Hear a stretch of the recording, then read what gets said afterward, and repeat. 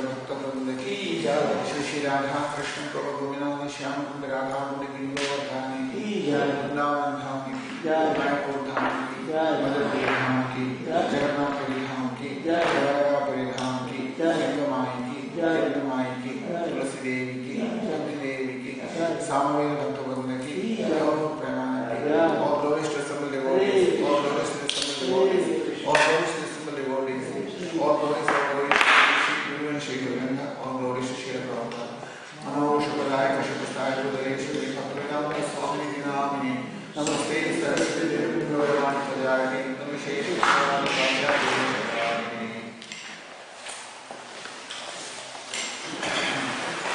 Om Ajnanatimirandhasya Jnananjanacharagaya Chakshurunnilam Yena Tasmai Shri Gurave Namaha Shri Chaitanya Manobhishtam Salidam Yena Bhutale Swayam Rupakada Mahyam Dadati Sapadamyam Vandeham Shri Guru Shri Rapadakamalam Shri Gurum Vaishnavamscha Shri Rupam Sakragadam Sahaganarikmadhan Midantam Sajivam Satvaitam Savadhutam Parijana Sahitam Krishna Chaitanya Devam Shri Radha Krishna Padan Sahaganaritam Shri Vishakhanvitam Namo Vishnupadaya Krishna Prasthaya Bhutale Srimati Bhaktivedanta Swami Nidhi Namini Namaste Saraswati Devi Gauravani Pracharini Nirvishesha Shunyavani Paschatya Deshatarini Namo Vishnupadaya Krishna Prasthaya Bhutale Srimati Bhaktivedanta Saraswati Namini Shri Varshavanavi Devi Tejaya Prabhavai Krishna Sambandha Vidyanandayani Prabhave Namaha Madhuryoജ്വല Premadyam Shri Rupanugamatida Shri Gaurakaruna Shakti Vigrahaya Namostute Namaste Gauravani Shri Murtaye Dinatarine Rupanuga Viruddhava Siddhanta Dhamadaharini Namo Gaurikashoraya Sakshat Vairagya Viprayambara Sambodhe Padanam Vajayate Namo Bhakti Vinodaya Sachidananda Namine Gaura Shakti Swarupaya Rupanugatarayane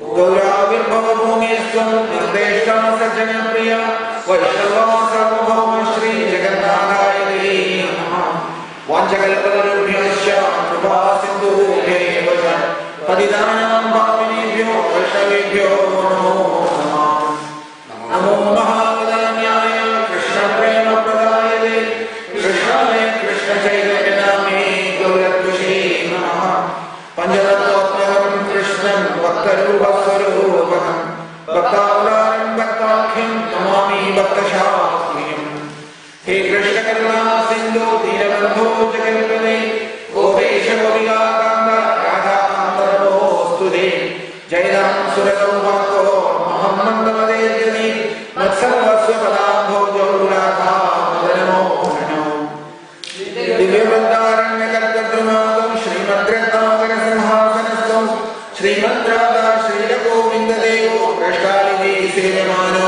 Smarami Srimanitra Sarasarabhi Vamshi Vadakastida Kakshanvinnusvanir Gobir Govinatha Shri Taptakanjana Gaurani Radhe Vrindavanishwari Vrishabhanaswade Devi Pranamami Haripriye Jai Shri Krishna Chaitanya Prabhu Nityananda Shri Advaita Gadadhara Srivasadi Hare Krishna Krishna Krishna Hare Hare Hare Rama Rama Rama Hare Hare Hare Krishna Krishna Krishna Hare Hare Hare Rama Rama Rama Hare Hare Hare Krishna Krishna Krishna Hare Hare Hare Rama Rama Rama Hare Hare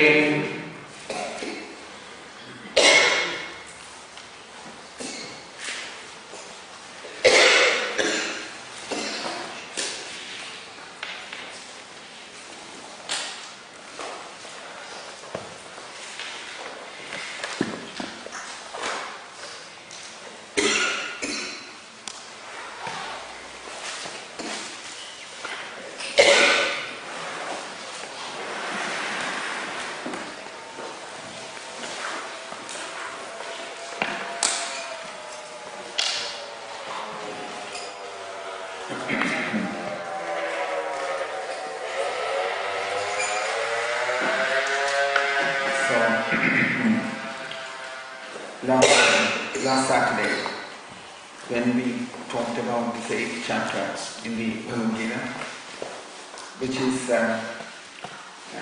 Prabhupada is given the title as Attaining the Supreme, or in the Shastra we call it as Karya Brahma Yoga or Akshara Brahma Yoga. There are many names like that. Arjuna asked a question from the 7th chapter. Arjuna Vacha Kim Tad Brahma, Kim Adhyatma, Kim Karma Purushottama, Adhibhudam cha Kim Proktam, Adhidevam Kim Uchyate. Then he asked again, Adhiyajya Katham Kotra, Dehesmin Madhusudana, Prayana Kalecha Katham Neyosi Neda Mati. That was the 2 words of Arjuna's questions. In answer to that, Shri Bhagavan Vacham, Aksharam Brahma Paramam, Swabhavam Adhyatma Uchyate, Bhudam Bhavo Bhavaro Visargam Karma Samhita. And Adhibhuda Kshayo Bhava Purushas Chadi Devaram Adi Yajnoham Evatra Dehe Dehabudham Vara. This is how we have stopped last Saturday. As I mentioned before, that this chapter, this 8th chapter, it has like Robert mentions in the Bhagavatam also at the end, that these 2 schools of thought come from the Veda. One is the impersonal aspect, other one is the personal aspect. Now, Prabhupada has commented everything on the personal basis, isn't it? Personal aspect of realization. That is what Bhagavad Gita, Prabhupada's commentary is about. Now, this impersonal aspect also, Prabhupada mentions, I think in the Bhagavatam, the first canto at the end somewhere, that they have been there from very beginning. It's not something that has come in the middle. It has been there always in the beginning. And some people, according to their, what do they call the tendency or their inclinations, they will go in wider way. That is difficult to change. That's the way the vasanas inside is very difficult to explain that to anybody. But so therefore, in this particular chapter, which is more closer to the, seems like that it is more on the impersonal aspect, that most of the commentaries are based on this. That because it is, you can see there, Akshara Brahma Yogam or Paraya Brahma Yogam, in that way it is addressed as. We saw there that Chaitanya or living force inside, that Devata Upasana, that means the worshipping of different forms, Krishna is mentioning there, has come into existence from various reasons also. Because in the last chapter you can see, Devan Devayejo Yanti Madbhakta Yanti Mamapi. There was in the 7th chapter, you will notice that. Somewhere it said 23rd or something, verse 6. Devan Devayejo Yanti Madbhakta Yanti Mamapi.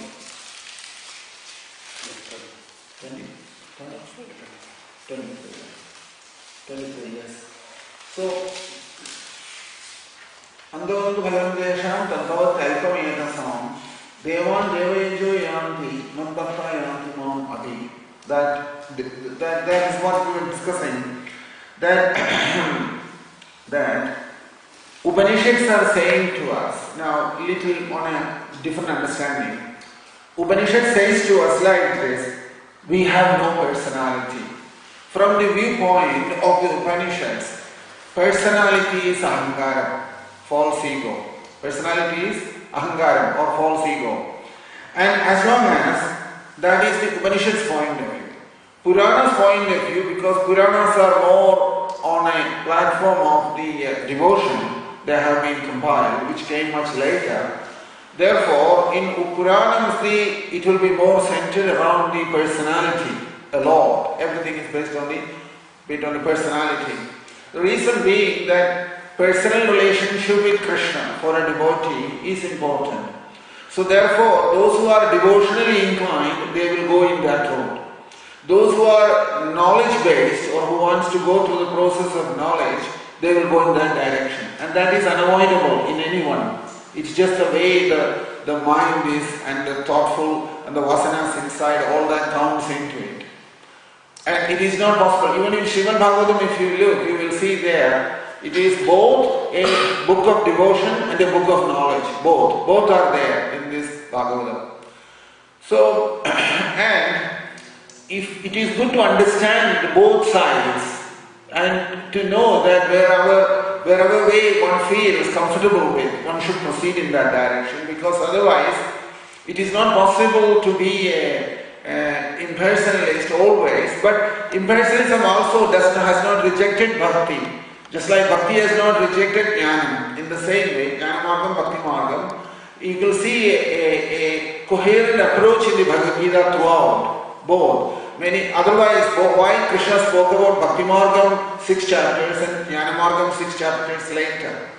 It looks like that Krishna also liked the devotee to understand many things. Similarly, Krishna also liked the jnani to develop bhakti. Both seems to be an essential part of spiritual life. So, looking at that, looking from the viewpoint of the jnanis, they will say to us like this, that awareness of the person inside, of his existence, that is more important for them. Not the body, not the individuality, or they are saying to us that consciousness inside is spread all over. It's not limited to the body alone. That is something difficult to understand. The Upanishad says to us, you yourself are not a personality or a jiva. That is Upanishad's viewpoint. In the Bhakti Margam, we will always say that we are a servant, isn't it? Krishna's servant. So there itself, there is a difference. So in the Upanishad's point of view, both are reasonably logical and sensible to represent it. That they will say like this, that instead of becoming aware of that consciousness inside, which we are, consciousness inside, we tend to make an image for our worship and give a personality to that form. And not only a form, but also a swabhavam for that form, based on the modes of nature. Like that is how different devatas have come in different modes of nature. Like we have seen Vaishnava Upasana all in the Sattvigam.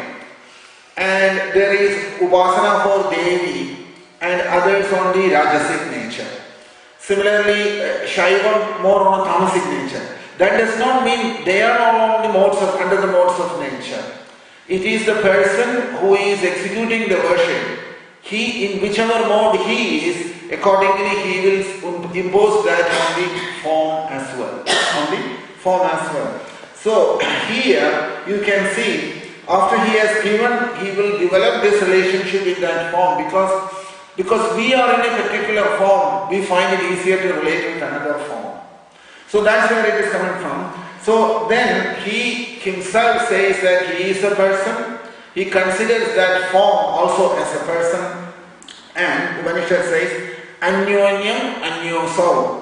That means they will continue this relationship mutually in this way, and he can only see in this way, in due course of time, that particular form will capture him, will get him, and he will also become a slave of that form. That is bound to happen. Any form, when you have developed a relationship, that is how it will happen. So, and they have enslaved mutually, in other words. So Upanishad says, Pashuhu Devanam Pashudevaha. Pashuhu Devanam Pashudevaha. What does that form does? That form, because it has come, this form, he has given birth to that form on his own. That means from the Antaryami inside. Antaryami is where it all begins from. Antaryami is the form he has worshipped. He has given a form for that, and he started performing upasana or his service to that form. And in any form, that means many other forms we are worshipping, isn't it? For example, in every sampradaya, there is so many different forms people are worshipping. Even if you take it to Vaishnava Sampradaya, everybody don't worship Krishna's form. Somebody worships Vishnu form. Somebody worships the Narayana form. Someone else worships Narasimha form. Somebody else worships Balaram's form. Or somebody else worships Parshuram's form, Ramachandra's form. All different forms are there, isn't it? So, when we take into one particular form, because again, how does one become a devotee of Ramachandra or a devotee of Krishna or Vishnu? Because of the previous form that he has got attracted, or his the thoughts it goes through his mind, he has attached to that particular form which he has connected with. That will happen. So, there is nothing spoken against worshipping a form. What it is that if we know the tattva behind it, where this form has come in this way, worshipping, then for the sake of helping the upasana or the worship, it has actually, they have developed temple worship and temple upasana it has practically started at the end of Tridayagam. It says in the Bhagavatam. Deity worship has started practically at the end of Tridayagam. And in Dwapara Yuga, it became very prominent. And now it still goes on in the Kali Yuga. So that is not important. Important thing is, it is not the Chaitanya inside, Antaryami inside, or the living force inside. He is all-pervading consciousness. All-pervading consciousness.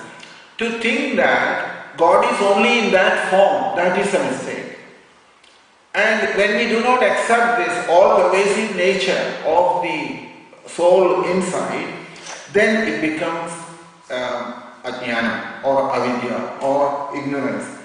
In fact, Vedas and Upanishads also says this, that as long as you live as a person, you are susceptible to all kinds of troubles.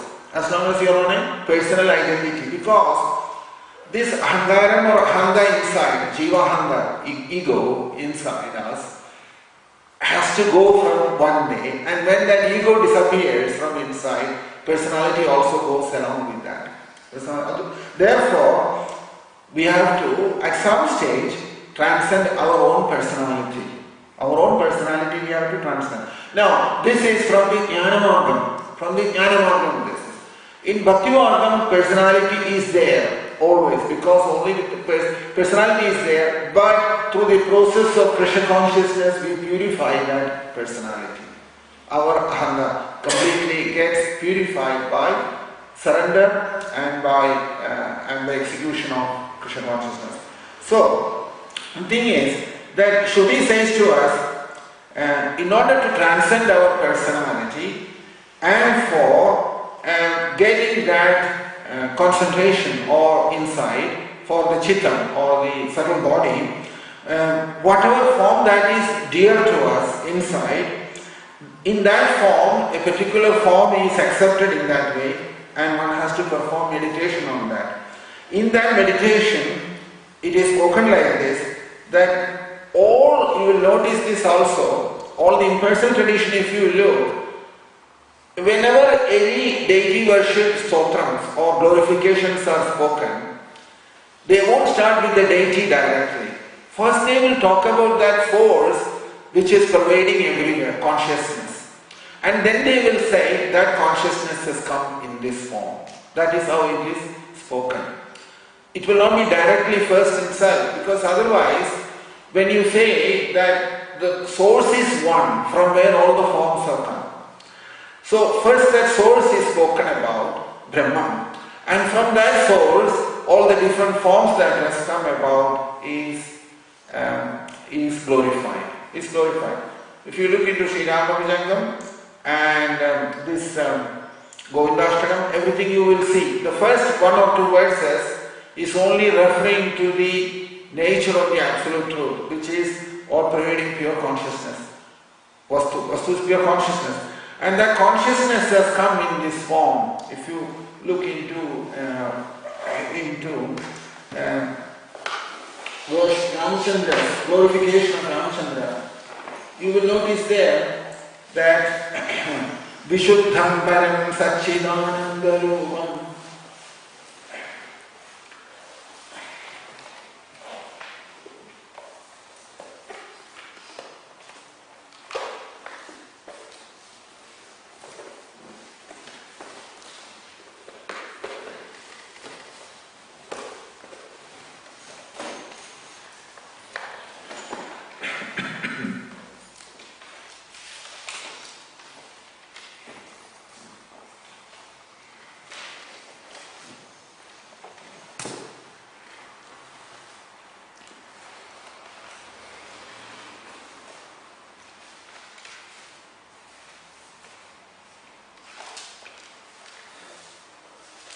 look at Govindashtavam first. We'll see. There, the first verse itself, Satyam Jnanam Anandam Nityam Anagasham Paramagasham Goshta Prangana Ringana Lola Manayasam Paramayasam Maya Kalpidana Karam Anakaram Bhuvanakaram Shmama Madhamanaham Pranamada Govindam Paramanandam. First thing, the first verse is the conclusion of the Upanishads. Upanishads conclusion. That is what is taken first. Satyam Jnanam Anandam. It means it is the truth, it is knowledge, and it is eternal. And Nityam Anagasham Paramagasham. And it's present everywhere like the sky, in everybody. Koshta Prangana Ringana Lola Anayasam Paramayasam. Maya Kalpina Anakaram Anakaram Bhuvanakaram Shmama Natham Anatham Pranamada Govindam Paramanandam. So in these verses, if you look, you will see the first verse is not addressing the deity directly. First verse is explaining about the nature of that pure consciousness, Brahma.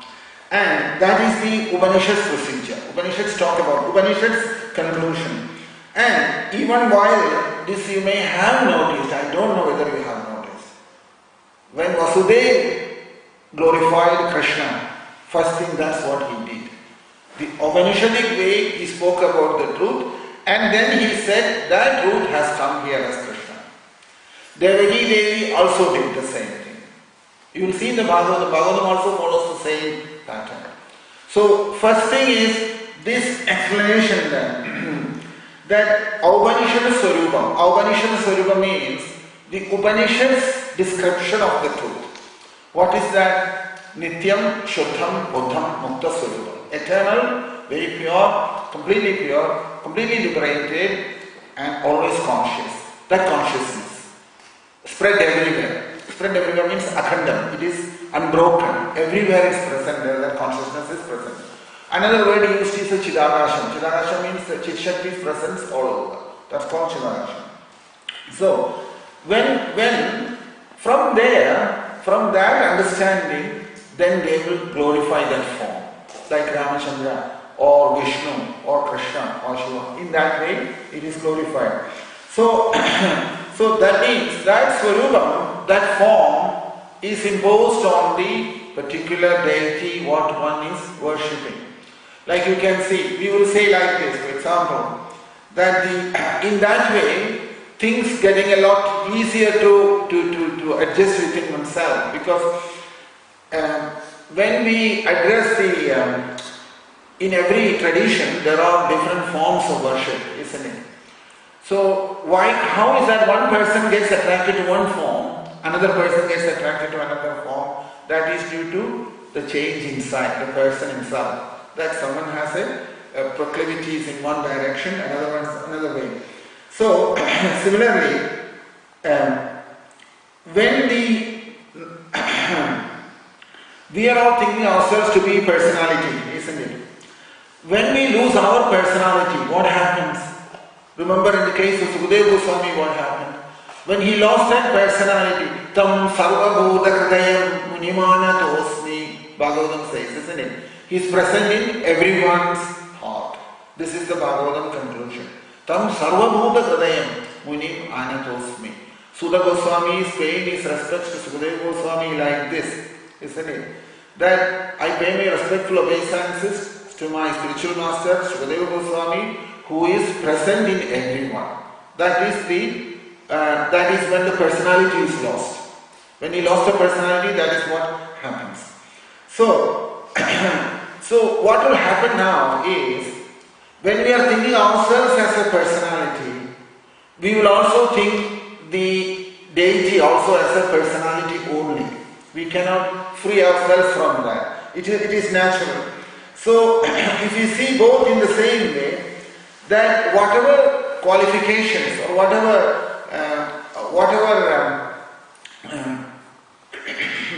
relationship the devotee has for the deity or the form, we will naturally expect all that in the deity also. Whatever we have, our own desire, our own conceptions about the truth, that we will expect from the deity as well. For example, you can see certain aspects of Krishna's form is attracted to certain devotees. Somebody is attracted to Parthasarathi form, driving Arjuna's chariot, isn't it? Bhishma and others were attracted to that form, or Parthasarathi form. Some gopis were attracted to Krishna's childhood as a childhood pastime. Somebody was attracted to, like Chaitanya Mahaprabhu talks about mostly about the attraction in the gopis' conjugal relationship with Krishna in that way. And someone else is attracted to Krishna's present in relationship with Rukmini as a householder living in Dwaraka. So with the same personality, different devotees have relationship with Krishna, isn't it? Somebody is attracted to Krishna's activities in Dwaraka as a householder. Many devotees are attracted to that. That Krishna is marrying the 16,108 wives and that unimaginable householder life, what he had. Krishna as a householder. They are attracted to that. Somebody else is attracted to Krishna's instructions to Uddhava before leaving this world as a spiritual master, teacher of transcendental knowledge. So from the same, why is these differences coming in everybody? Why different people are attracted to different things? The reason is this, that is what is inside them, and that's why that's attracted by that. What is inside, we find that in that form of Krishna. Someone else is attracted to Krishna's childhood pastimes, like Vallabhacharya's Pushti Margam. They are attracted to that Balalila very much. Is it not? So why that is important? Because Vallabhacharya had that attraction for that pastime. Naturally, he took that from Srimad Bhagavatam and mentioned and spoke in the Pushti Sampradaya. They gave that Pushti Margam, they gave importance to that. So, from same form, you can see how variations have come among the devotees. What to talk about from different forms. Same personality, Krishna, different forms of relationships are developed. So what to talk about then, we have got devotees of Ramachandra, devotees of Narasimhamurti, and devotees of other forms like Parshuram, and also devotees of Balaram, devotees of various other Vamanamurti and many others like that. So Vaishnava forms, and then depending on the deity has taken the names where the deity has been installed, isn't it? Deities in different temples, they have their own deities names. The deities who are presented there. That is because the people who live in that area or some great personality or devotee in that area must have addressed the deity in that way at some point in time. That's how the name has come, like that. And everybody else follow that. What the great devotees have called the deity, other people also start calling the deity in the same way. Is it not? So you can see every big temple, ancient temples, if you look at, they've got different names. Even within here itself, we call Krishna as Landanishwara and Gokulananda here. So here there is one way and Landan is another way. So this will naturally happen to the devotees. It will always happen. Now here, then, so what it means is that these verses are a little bit difficult to understand, but we'll try how best we can get through. Purushascha adidhaivadam, Krishna is saying there, in that chapter, if you look, you will see there, that adibodham ksharobhava, purushascha adidhaivadam. Adibodham, verse 4. Adibodham ksharobhava, purushascha adidhaivadam. Krishna is mentioned there, isn't it? So, the normal situation is that the Krishna mentioned in the earlier verse, the swabhavam in a person, that means one's nature inside, he mentioned there as prakriti, isn't it? If you remember, swabhavam adhyalmam uchyate. In the third verse, Bhagavan Vacha begins like that. Swabhavam adhyalmam uchyate. Swabhavam is prakriti of a person. A person's prakriti. So, identified with that prakriti in everyone, there is an ego inside. you see, all of us have different nature, isn't it? We all have a different nature. We all think differently. We all act differently. And our mind all different. Everybody has a different mind. Centered around this mind, there is an ego in everyone. There is an ego present in everyone. That ego is what projects this Devata outside that image. That's what makes that decision which ego, which one to pursue, which form is getting attracted with. That's that ego who makes that decision. It's not coming from the soul. It's coming from the subtle body. That attraction to different forms of Krishna, or even other forms of Krishna like Ramachandra or Narasimhamurti, all other forms, where is this coming from? We have to ask that question, isn't it? It's no simple point in telling everybody Krishna is the Supreme Personality of Godhead, Ramachandra is Personality of Godhead, and Chaitanya Mahaprabhu is Personality of Godhead. Like this, if we keep saying this, people will naturally think, how is this happening? Who is the Personality of Godhead then? Everybody is Personality of Godhead. Then we will say, not only Chaitanya Mahaprabhu, then we have got others also, Panchatattvam and everybody. So, this thing, even Panchatattvam also you can see, some people are attracted to Vidhada, somebody is attracted to Shrivas, somebody is attracted to Advaitacharya, somebody is attracted to Nityananda, somebody is attracted to Chaitanya Mahaprabhu. So, how this variation comes? Why everybody is not getting attracted to the one same person? Even Krishna's devotee, many devotees are attracted to Balram rather than Krishna. Why? Because from inside, that thing comes from there, from that ego center. It is not ego in the bad sense it's spoken. Everybody has it. It's nothing we can do about it. It's there in us.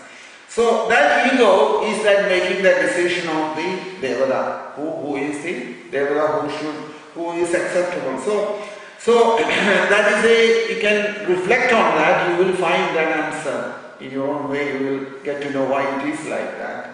Because it's something more than, because it's not something what you can explain in a more detail than that. It is, you have to take it that it is there in everybody, that ego, which makes that decision.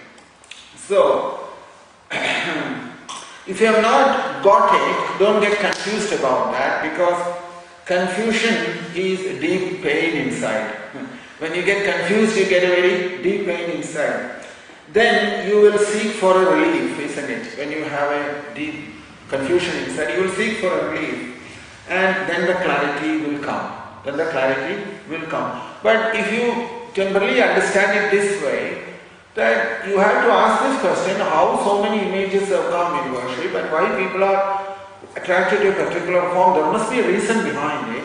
And the explanation to that in the Upanishad says that you have inside a certain vasana or prakriti, which Krishna calls it as Swabhavam Adhyatmam. That's what he calls it here. Swabhavam Adhyatmam Uchyate. That Swabhavam will determine which form you are attracted to. And you will get, even you can see among the devotees also, somebody is attracted to Radharani, somebody is attracted to Sita Devi, somebody is attracted to Lakshmi's form, isn't it? So all these variations exist among the worshipper. It's not that there is only one and this is it. No, it's this variation will always be there. And so you can see here, when this confusion happens inside our brain, then if you are inquiring further, you will start properly looking for an answer. If you are very alert about this, you can know that at the moment we are all thinking, I am this body, is it not? It is on this concept that we are at the moment situated. I am this body, and inside this body I have an image. And I have an image, which is that image, my ego. That is my image of myself, that I am identifying with. On top of that, I have my consciousness. So image is there and consciousness is there inside me. In that subtle body, I have an image of myself. All of you have an image of yourself, isn't it? Similarly, I have an image of myself. Image means a knowledge of my own personality, what I am like. isn't it? It's all everyone. That is where the ego is coming from. So that personality or ego inside, on top of that, you also have the awareness of yourself. Awareness means that consciousness inside there. So, if you remove all these things and leave only the awareness left behind, that means if you remove the body, if you remove the mind, then and the ego, everything has disappeared from there. Only thing what is left behind inside is that the knowledge or which is called as consciousness or awareness or knowledge. Whichever way, in the Shastra, it is addressed as jnana. Only the jnana is inside. And sacrificing all your ego, mind, intelligence and all other identities into that knowledge is called yajna. What Krishna calls it as yajna. I have to say all these things because those words are appearing again and again. Adibodham, Adidevam, Adiyajna. And if you understand this whole thing, then it will be easier to relate with the verses. So he says here that when you make that yajna generally means sacrifice. Listen, yajna means sacrifice. That is the word in English. Closest word is sacrifice. So, for that knowledge or awareness, because that is Satyam, Jnanam, Anandam, Brahma. That is how it is defined. The nature of that nature of that consciousness is knowledge. Nature of that consciousness is knowledge. That is why knowledge has been spoken so much about in the Bhagavad Gita. Because Krishna also does give importance to that jnanam inside, and addressing that jnanam, offering all other things into that jnanam. That is why for all this jnanam in everyone, there is a cause behind it, and that will come out. When that jnanam comes out from inside, which is another type referred to as pratyagalma or Brahman. These are all different words used for the same word, same substance, but to express it in different ways. That truth inside, Brahman who is present inside, it will manifest in a person. When we sacrifice, when we perform the yajna, and we sacrifice our identity, the body, the mind, the intelligence, everything, the ego, all of them, if we sacrifice into that knowledge, then what will happen? The knowledge will start shining. Knowledge will take over everything. So, that is what Krishna is saying here. Adhi yajnyoham evatra dehe dehavridham maya. That's what it means. Adhi yajnam, that is called adhi yajnam. Adhi yajnyoham evatra dehe dehavridham maya. You see, in everyone's body, you remember this verse also in the Bhagavad Gita, in the 18th chapter, where Krishna mentions Ishvara Sarvabhodana Hriddeshe Arjuna Tishtadi Brahmayan Sarvabhodani Yantavarudhani Maya. That important verse in the 18th chapter. Ishvara Sarvabhodana Hriddeshe Arjuna Tishtadi Brahmayan Sarvabhodani Yantavarudhani Maya. Here Krishna is saying that Ishvara who is referred to there, Sarvabhodhanam Hrideshe, in all living entities' heart, he is present there. And Krishna is saying also, Vedam says, Yajna vai Vishnu. Vishnu is Yajna. Vishnu is Yajna. Krishna's form is Yajna. Krishna's form is Yajna. Because from Yaj, that dhatu, to sacrifice, that has come. To give up. To give up. That's what it means. Sacrifice means to give up. So the question comes, give up what? What should be given up? Should I give up everything, including all my possessions? Somebody asked. He said, yes, he says, yes, not only that, you have actually given up everything if you give up the possessiveness from inside, or in other words, the possessor has to go. If you give all the possessions, if you give all the possessions, that's not enough. Only if you give up that ego inside, possessor is the ego. Possessor is the ego. when you give up that ego, then you have given up everything. Yet, sacrifice, when we keep saying give up, we say to people, you have to give up everything, isn't it? What do we have to give up? You have to give up everything, all your possessions. But ultimately, you have to give up yourself. That's what Mahabali did. Remember this? Mahabali's story, if you read in the 8th canto, what did Mahabali do? Mahabali handed over everything. Krishna says, no, that's not good enough. I want you first to surrender. I want you to give it up. So Mahabali eventually handed over himself to Krishna. That is Sharanagati. That is surrender. That is surrender. So there itself we have to see this personality, how it causes the difficulty. That personality in the beginning, we have to give up everything for Krishna's sake. But ultimately we have to give up ourselves to Krishna. That is Ananya Bhakti, where we are not separated from Krishna anymore, completely surrendered to Krishna from all sides. There is nothing anymore. I don't exist, only Krishna exists at that time. So it is in that connection. So if you analyze this, you can see I am not a reality. I am not a reality. This is the story in the Upanishads about this. Everybody has gone, a group of people have gone to a king and asking the king some questions. Question was, they are telling him Brahmavidya, they want to hear from Brahmavidya from the king. So the king had great personalities in his court, so they have started talking about for a long time about Brahmavidya with the visitors. So a child is lying down and sleeping there comfortably. Child is comfortably sleeping. And they have shaken him up and woke him up and asked him. He woke up and he started looking at this world. When he was in deep sleep, he woke up from that and he started looking at this world. At that time they are asking him, where were you before you woke up? Where were you? So he says to him, and what state were you? He says that I wasn't aware of anything. He says. The child is saying, I didn't know anything what was going on. I was sleeping, he says. That's all he knew. He didn't know anything else. I didn't know anything what was going on. So, this nature is there, this is spoken in the Shruti also, in the Vedam. How it says, for some time ago, body wasn't there. Some time ago, body wasn't there. Mind was there. I wasn't there.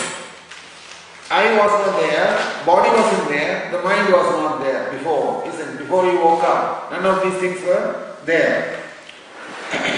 So, how did they all go and disappear? How did they all go and disappear? And where did they come now from? How did they disappear and how did they come out? These are interesting questions from the 3 states of existence. Without asking all these questions, also you can have spiritual life. There is no problem with that. Only thing is you just have to accept a form and do whatever you have been told to do day and night. Don't ask any question. Ask no question. This is the system, isn't it? But that's not a very good thing. You have to ask these questions because you have to know these things. It's all based on certain deeper understanding of things. Krishna has not told us anything in a illogical way. Everything is based on very much logic. So, therefore, the statement is that when you have woken up from the deep sleep, you realize that I got my body, I got my mind, I got my personality, I got my mind, intelligence, everything back.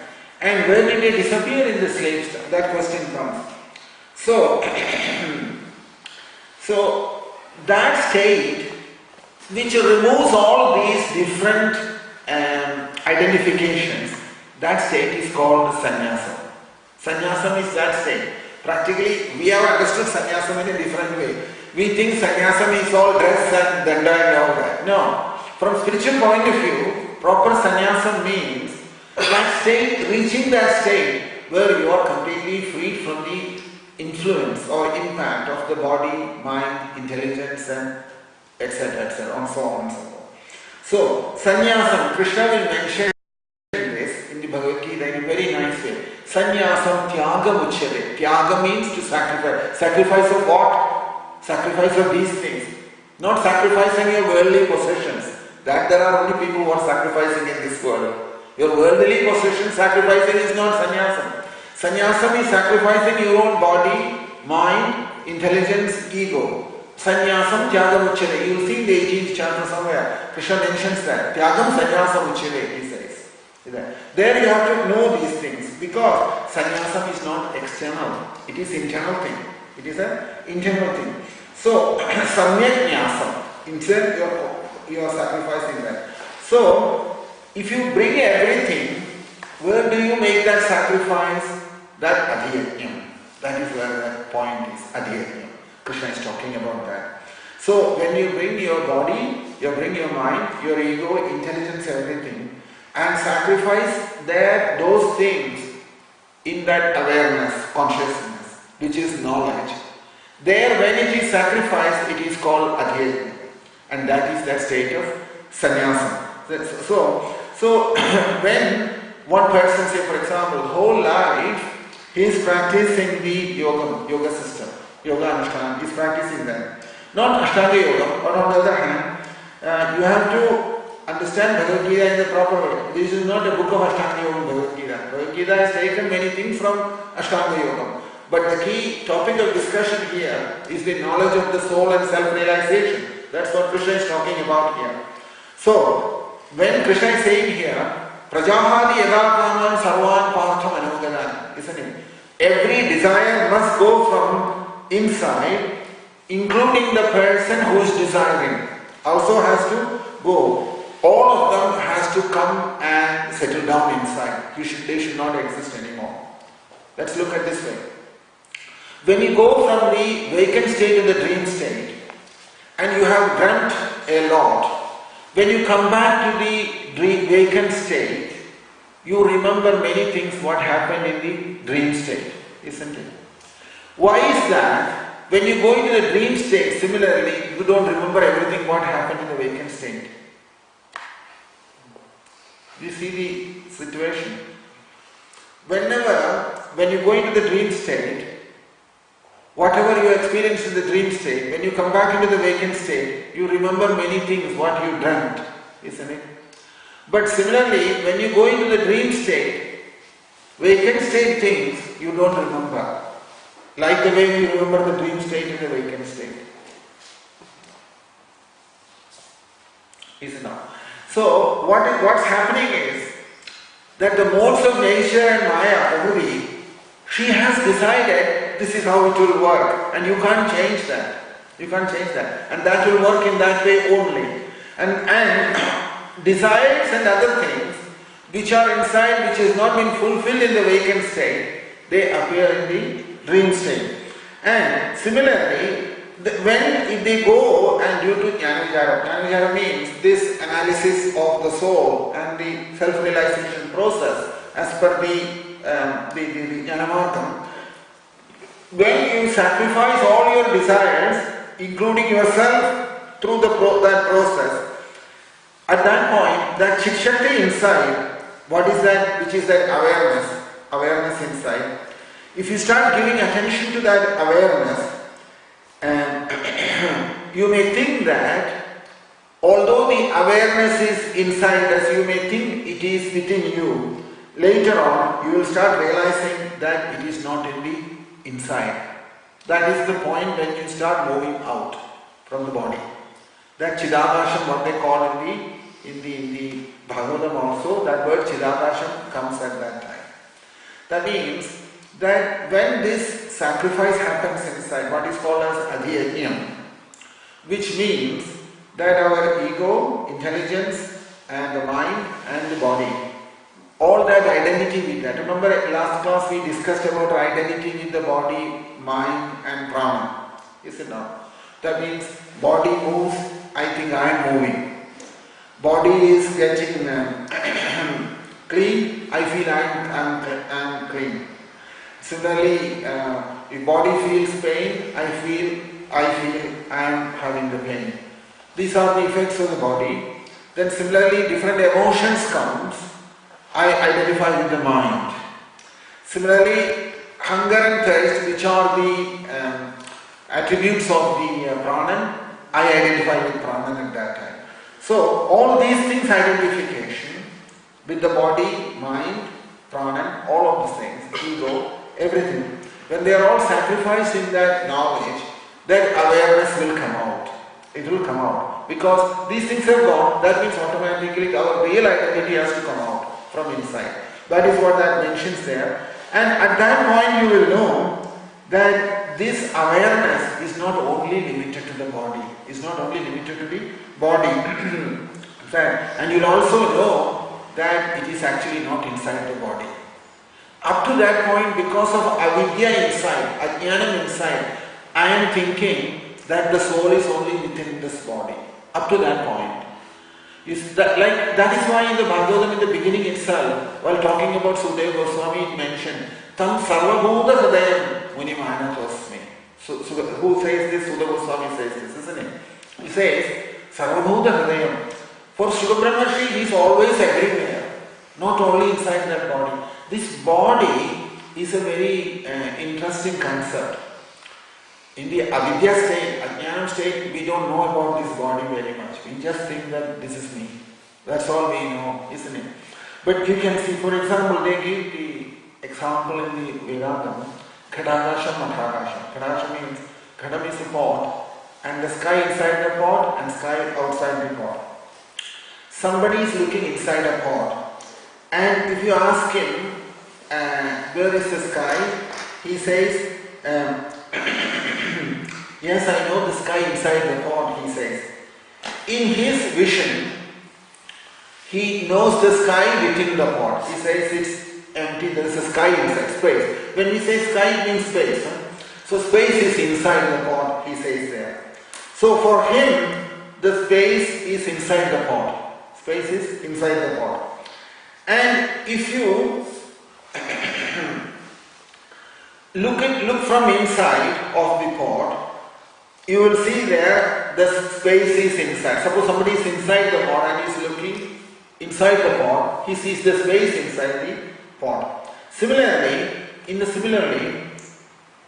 we are in this body in a similar situation. That within this body we are thinking a limitation has come to us. A limitation has come to us. Because I am thinking I am in this body, I feel very strongly that space is within me. Which space? Chidakasham. That Chidakasham, where the presence of the soul is everywhere, that I start thinking that it is within me. It is within me. I don't see anywhere. That is the early days of understanding. In the early days, preliminarily, that is how we will start. When we identify with the body. When we identify with the body, you can't take it away from a person. But you will notice this. Where will you see this in the Bhagavatam? If you look in the 12th canto, you will see how this happened. When Parikshit left leaving the body, this one principle, Shuka Brahmashi told Parikshit. Do you remember that? In the, you have that 12th canto? Yes. In the 12th canto, 684.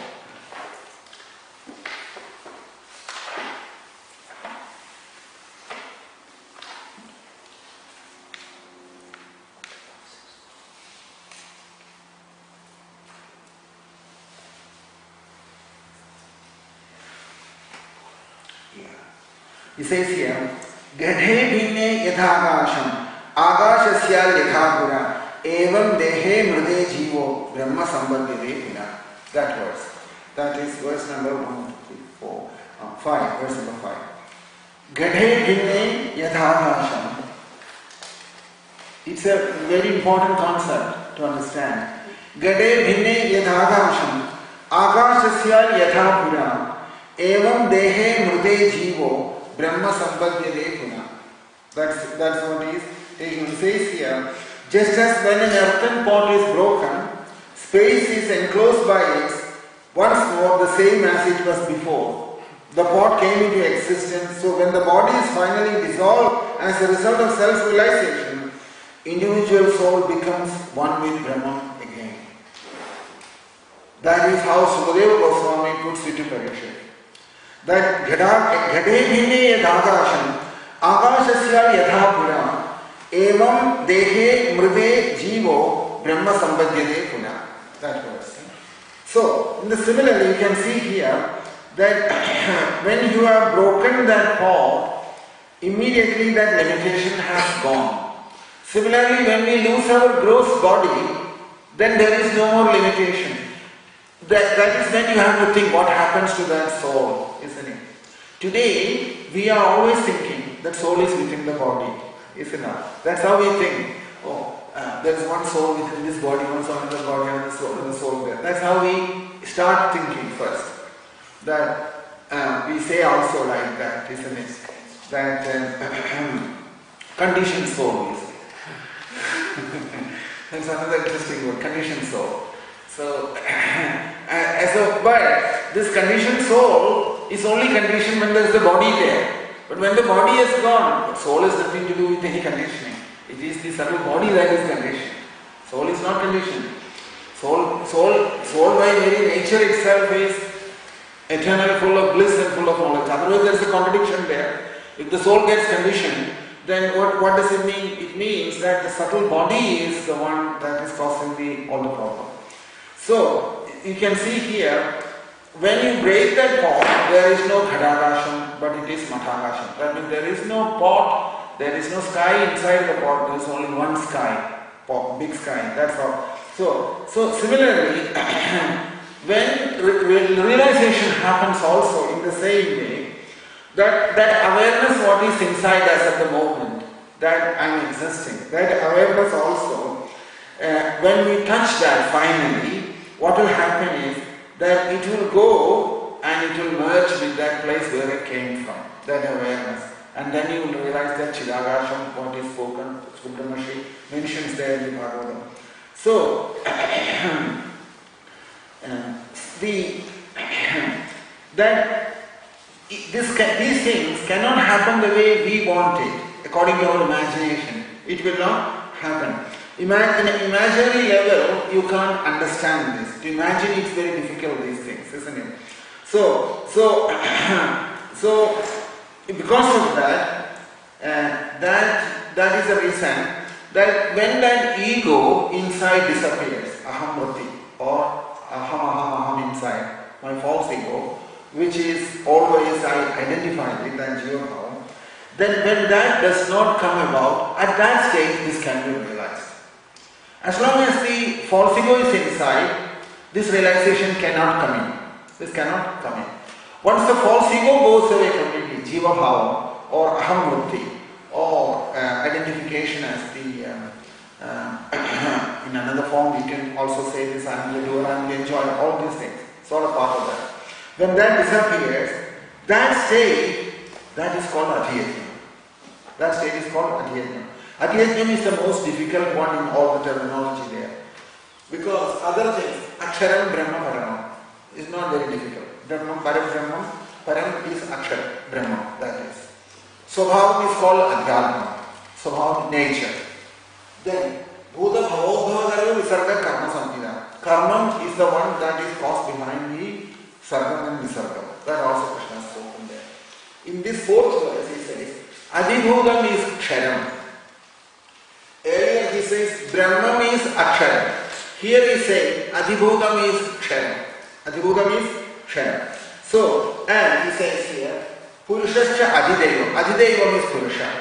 And then he says, Adhyatyoham evatra. That Adhyatmam, when you start seeing in one's own, within oneself, as his own Swarupam, Krishna is saying here, that Adhyatmam, Krishna is saying, I am that.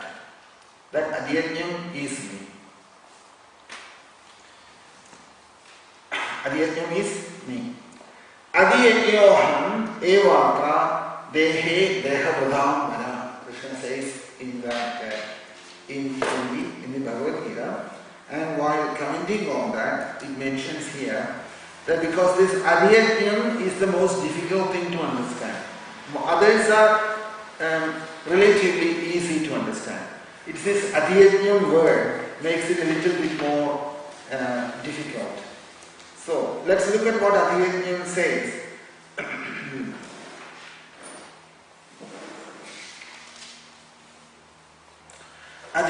क्षरो भावः पुरुषश्चादि देवदम् अधियज्ञोऽहमेवात्र देहे देहमृगाम्बर अधिभूतं प्राणिजातम् अधिकृत्य भवति इति का असौ क्षर क्षरति इति क्षरो विनाशी भो यल् किञ्चित् जनिकत् वस्तु इत्यर्थः. So अधिभूतं is in everyone present there, isn't it? In everyone, kshara bhava means what? Kshara means adhibhudam will get destroyed one day. Adhibhudam will get destroyed because its nature is kshara. Adhiyajnam never gets destroyed. Never gets destroyed. And aksharam brahmaparam. Brahma means addressed as aksharam. Now we have to connect these two verses. Which one? Verse 3 and verse 4. So that's what we will do now. That yat kinjit janimat vastu ityartha purusham purnam ayena sarvamiti puri shayanadva purushaha atya antargato hiranyagarbaha sarva prani karananam anugraha tasa adidevatam. Then he says adhiyajnaha sarva yajnabhimani devada Vishnu. Vishnu akhyam yajno vai Vishnu idi shruti. Sahi Vishnu ahameva atra asmin dehe yo yajnaha tasya aham adhiyajna.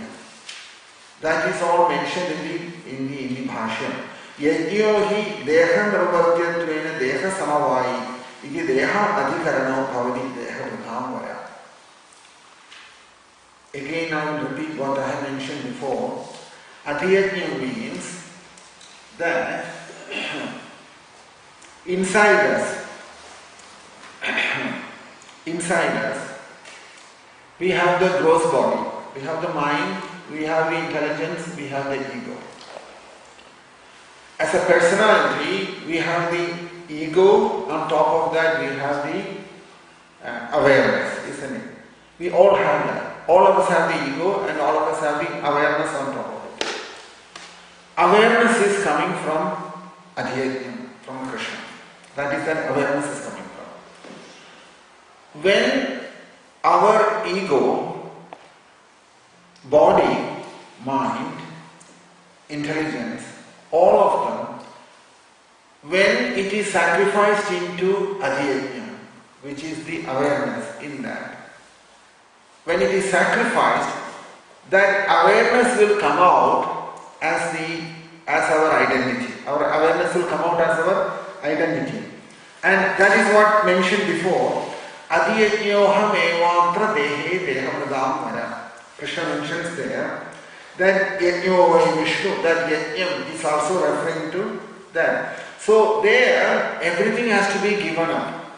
Give up everything, not only all the possessions, the possessor itself. Like Mahabali did that. In the 8th canto, that's what you read from Mahabali's case. Mahabali, you see that story of Mahabali is spoken in order to get this point inside to us. That Mahabali surrendered everything, isn't it? All the planetary systems. Krishna measured everything.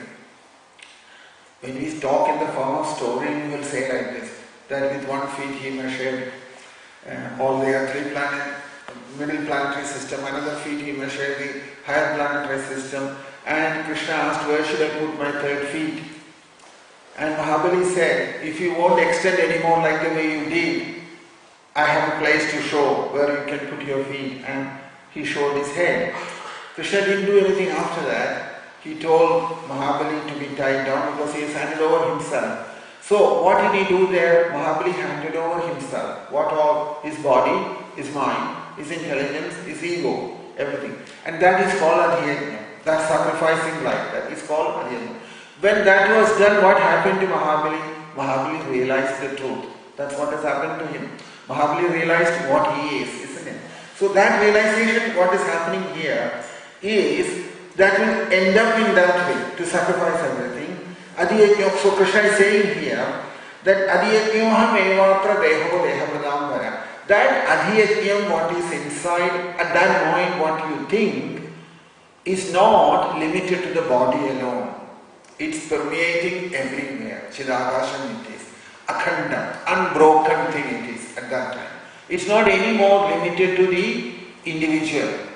And that is why that it is a difficult thing to explain that, because you can only catch these things from the conversation between Shukra Brahmanshi and Parikshit. if you notice the verses, that 5th chapter in the 12th canto, what Shukabrahmarshi told Parikshit at the time of departure, few things is spoken there, isn't it? That whole chapter, there's only 13 verses in there. If you take notice of it, you will know what is happening at that time within Parikshit. Parikshit has broken, and what happened to Parikshit? Parikshit's body has dropped. When body has gone, he is not thinking anymore, I am Parikshit again. He is not thinking like that.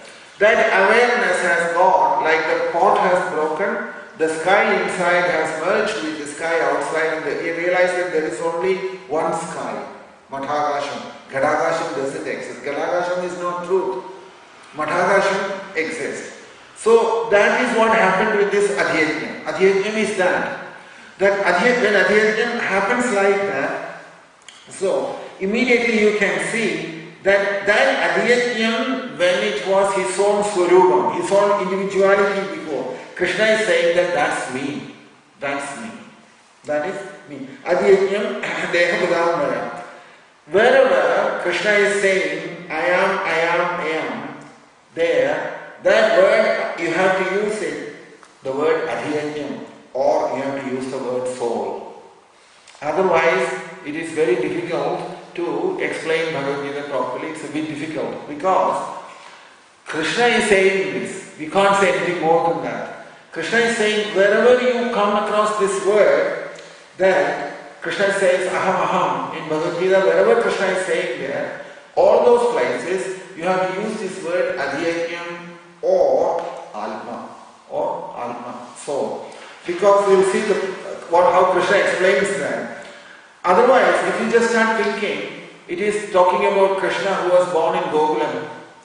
And if you start saying, you should not get upset with this by saying this, because Krishna in Gokulam, Krishna in Vrindavanam is in the Bhakti Margam. We have to go in that route. You have to accept it that way. Krishna appeared in Gokulam. Saying Bhagavad Gita is telling us, I have no birth. And we are celebrating Janmashtami in the same way. The person who says to us, I have no birth, Ajo Visan Nambe Alman Bhudanam Ishvaro Visan Prakritim Swamahishaya Sambhavami Alpamahaya. Krishna says that Ajam means one has no birth. And we are happy to celebrate Krishna's birth. So in Bhakti Margam, we will do that. We will have to go in that way. That is how it is. So, but we have to know at that time that Krishna was appeared in Gokulam. He is present inside as that Akhanda Vastu, inside everybody, as the soul present in everyone. And that he comes out in the form outside. What purpose? To attract us to that form. To attract us to that form. It is for that purpose Krishna has appeared. So, because when we find, remember yesterday we discussed this, that when we find ourselves helpless, that our mind is gone out, wild world, and we tell people that you have to go inward looking. People say we can't do that. So what does Krishna do? Krishna comes from inside, outside in a form, and takes our attention towards him. But the difference is, when we get attracted to Krishna, what happens? We go inwards. Because that's what Krishna did with the gopis.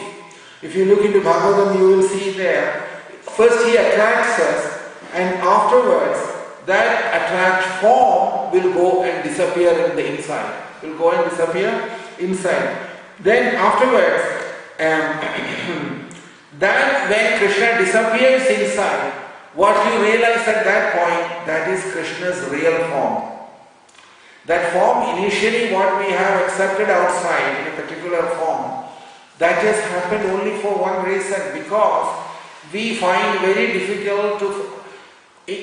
Krishna is saying in the Bhagavad Gita, Ahamalma Buddhagesha, isn't it? I am the soul of everyone. Sarva Bhusha Buddhashya. And he is also telling us that is my greatest opulence. Why did he say that? If everything is outside, there must be a reason why he said that to us. He said no. So he is saying to us, I am inside everyone, and that is my greatest opulence. There are so many other opulences mentioned in the Bhagavad Gita. They are not important. It's all dependent on this one opulence. Senaninam aham skanda, Sagarosmi, all the water, wherever there is water, Sagar, among the ocean, among all the water, and among the mountain I am the Himalaya, among the Rishis I am Narada Maharshi, like that, among the devotees I am Uddhava. So many things Krishna says there. None of them are as important as this one. What is that? Aham Alma Gudakesha. Centered around this is all the other ones. All the other opulences is centered around this one principle. Aham Alma Gudakesha. That Krishna who is present in everyone is the same Krishna who is present as Himalayan, who is present as the oceans, who is present as Subramanya, who is present as Bhragu, who is present as other Narada Maharshi, and so many things, Uddhava, everything that is me, Krishna said. So, because you can see this, if you think about it this way, Ahamalpa Gudakesha, that's the principle. In everyone, that's me. In different personalities, same Krishna is manifesting in a higher level or in a lower level. Ordinary people, he manifests in a lower level. In a great personalities, Krishna appears on a higher level. Therefore, like when he said to Uddhava, Tuntu Bhagavadeshwaham, among all the devotees, I am you, he says to Uddhava. It's not like he has graded people. He hasn't graded, because as far as he is concerned, anything great in this creation, that's him. Nobody, it's him. Anything great and is wonderful in this world, that is why at the end of that chapter, if you look, what did he say? He mentions there that in the 10th chapter, last verse I think, he mentions there that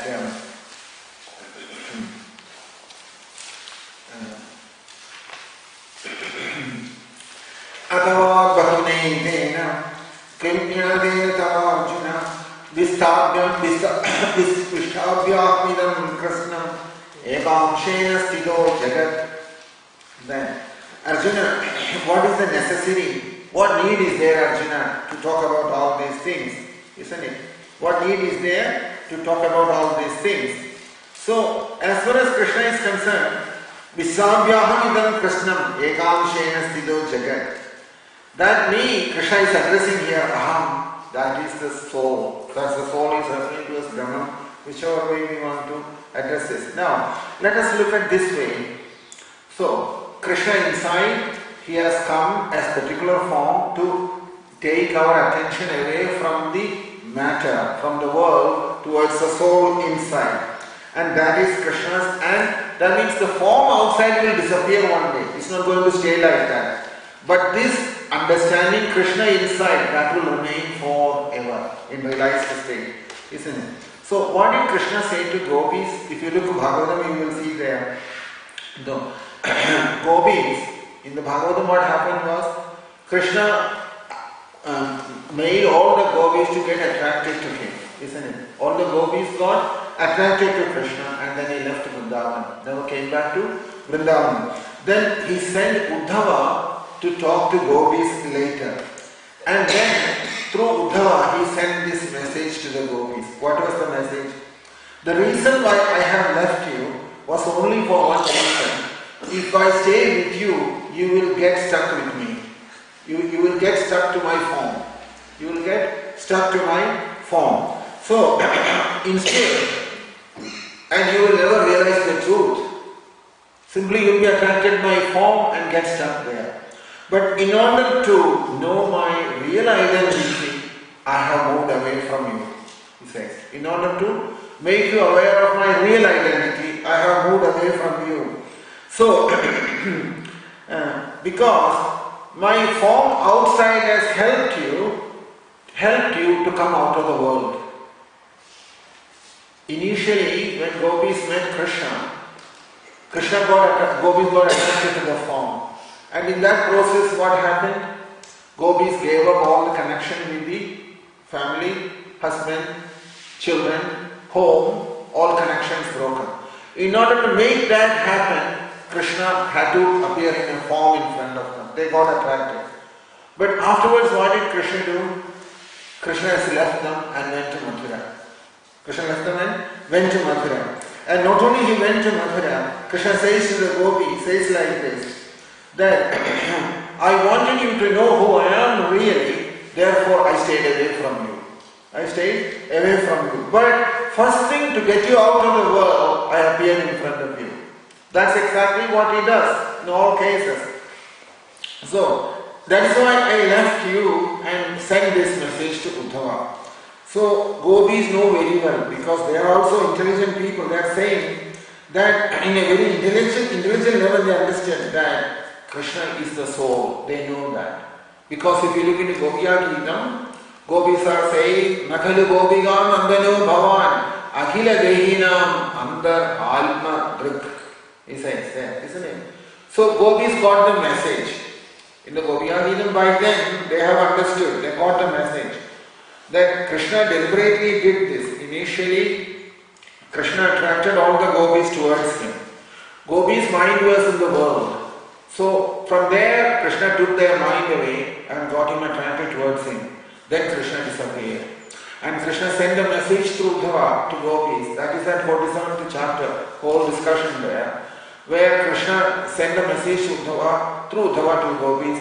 The reason why I have disappeared was, if I stay there with you, you will get stuck to my form. You won't go further than that, inside, inquiring about me.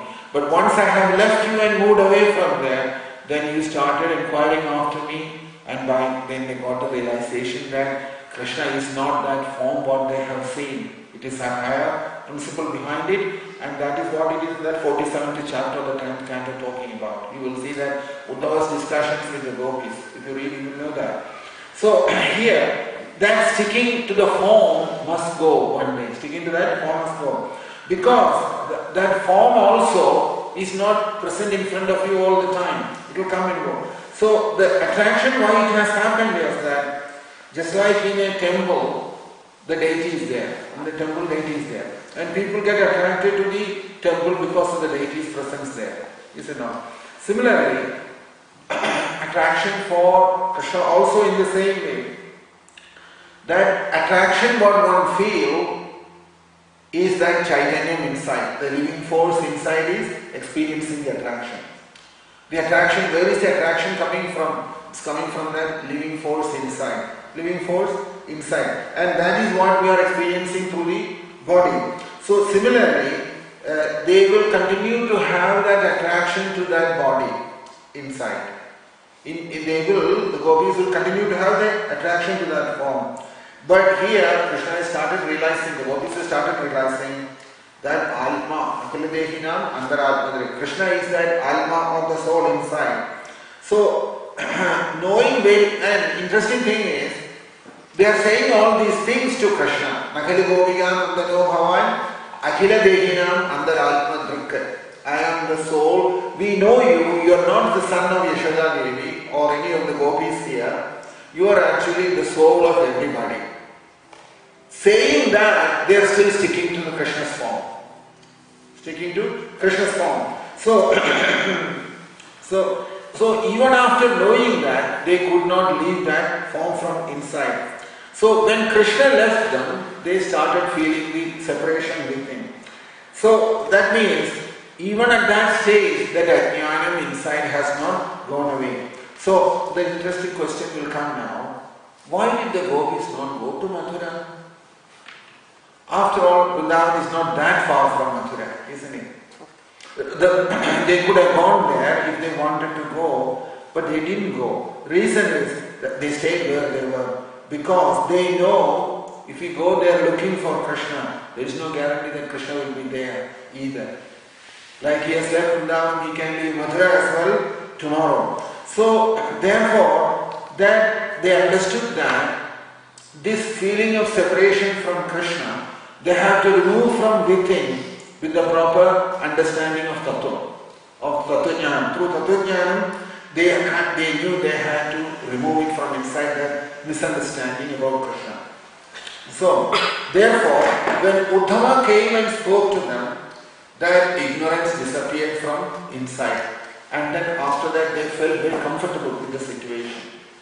That 47th chapter you have to read through very carefully, because in the 10th canto, that is where most of the Tattva-jnana is spoken in that 47th chapter, where Uddhava comes and talks to gopis about the truth. Because gopis were feeling separation from Krishna. Krishna sends the message. Uddhava comes and talks to gopis. Gopis gets pacified. Now, suppose you are attracted to Krishna on a bodily level. If Uddhava has spoken, you won't be satisfied with you. You will say, oh, this is another load of excuses, gopis would have said. But after listening from the gopis, they didn't say that. They felt happy because they had the message was given to them in a proper way. Uddhava spoke to them in the proper way, where it mentions there that that 47th chapter, dialogue between Uddhava 301. There he says that you can see some of those verses where he has Uddhava spoke to the gopis and the gopis answer. You remember that, I will just briefly mention this, that Radharani and all the gopis assembled together and they complained to Uddhava that Krishna is a cheater, you cannot trust him. And so many things, many verses he has spoken which is known as Brahmaragita in the Brahmaragita in the 10th canto. Madhubakitava Bando, Mas Prashankim Savatnam, Kujavilidamala, Ashwinay, Bahudumadipadistan Maniyam Pasadam, Idu Sadasit Vihangyam, Yasya Dudastami Drink, and Sagrudavarasudham Somohini Pai, Sumanasa Iva Sanjastati Jasman Bhavari, Parijaradi Kanamdat Madavatam Dubhatyam, Abhivadakrajega, Uttama Shloka Jalpaihi. There is about 10 verses which is known as Gopiya Gita. Brahmara Gita. Through that Brahmara Gita, gopis were saying to Uddhava, what Krishna's whole, they're making a study of Krishna's activities and how Krishna has put a lot of people in different distress in different ways, talking about all the things. And after all that, Uddhava heard everything. Uddhava says to them, Aho yuyamsna purnartham bhavatyo yoga pujida vasudeve bhagavati yasamitra abhidhamana. Talking about gopis, that how they have reached this state of realization. And that is when he mentions there that you have already crossed that relationship with Krishna is concerned. That earlier, when the particular pastime happened, when the forest fire happened, Krishna was with the gopis at that time. Uddhava asked the gopis, when that forest fire happened, what did you do? Gopi said that Krishna asked us to close our eyes and we closed the eyes. And when we opened the eyes, we were somewhere else. We were not in the same place, far away from the forest place. So Uddhava said to the gopis, now also you close your eyes and see what happens. When they closed the eyes, immediately they saw Krishna inside. That's what happened to the gopis. That gave them the understanding that they are foolishly chasing that form outside, who is inside very much.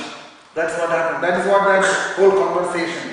Bhavadinam viyogo me nahi sarvalpana kochil yadha bhudani bhudeshu kham vaya nirjalam nahi tadaham cha mana prana bhudendriya gunashraya. This is Krishna's message. Krishna's message through Uddhava to the gopis. What does he say? Bhavadinam viyogo me nahi sarvalpana kochil yatha bhudani bhudeshu kham vayu agnir jalam nahi tava aham cha mana pranam bhudendriya gunashraya atmanye alpmanam srijehani upale atmamayani bhavena bhudendriya gunatmana atma jnanamayo shuddho. Whole thing is about alpha. Message from Madhura to Vrindavan about alpha. You see that Krishna has deliberately done this. He says, Alpa jnanamayo shuddho vedinito gunanmaya sushuddhi swapna jagarthe bhavam abhiriyate. It's completely spiritual knowledge, that verses.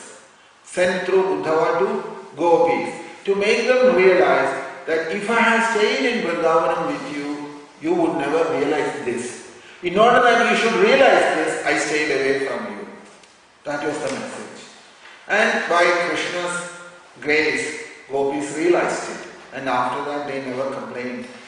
They never asked Krishna to come back to Vrindavan because they started understanding Krishna in the proper way. Krishna is not just that form which was present in front of them. If you read these verses, that what the message of Krishna through Uddhava to the gopis, you will understand there that how come in the middle of all this hue and cry what the gopis were making about Krishna's separation. Because that 47th chapter is a dialogue between Uddhava and the gopis, and is what is known as Brahmana Gita. This 47th chapter in this 10th canto is the most important chapter in the 10th canto. Because this is where message is given, proper message is transmitted to the gopis. Gopis became, self-realization has happened to the gopis in this discussion. And there you can see that Krishna has selected the best person to transmit the message, Uddhava, who is also a highly realized personality, isn't it? So, therefore, that verses, Bhavadinam Yogomi, I'll read the translation here, what I've got. Your separation from me, the material cause of all, and therefore present in all as their very self, is not possible under any circumstances. Separation is not possible. Just as the five gross elements, earth, water, air, and fire, are present in created beings, so am I, underlying as I do the mind, the vital air, the elements, the senses, and the three modes of material nature.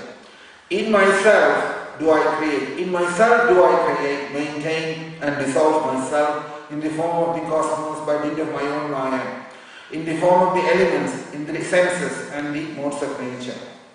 And he mentions here that it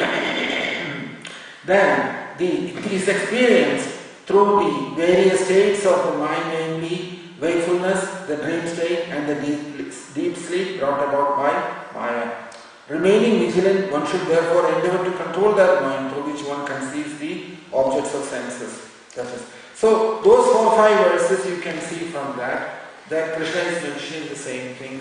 Gopis have gone through the same process like everybody else. So Bhagavatam says like this, that Uddhava also mentions there, Jnatva adhokshajam. Almanam jnatva means knowing me as the Antaryami, you get out of your feeling of separation, pain of separation. Says to Uddhava, says to gopis. This is a message from Krishna. Jnatvalpanam adhokshajam, he says.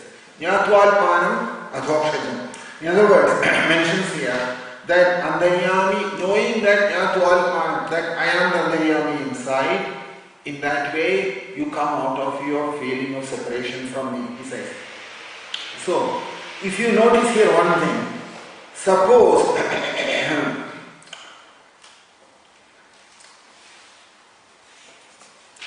when Krishna comes out in different forms at different times, various incarnations and various spiritual masters, all of them are Krishna's manifestations, isn't it?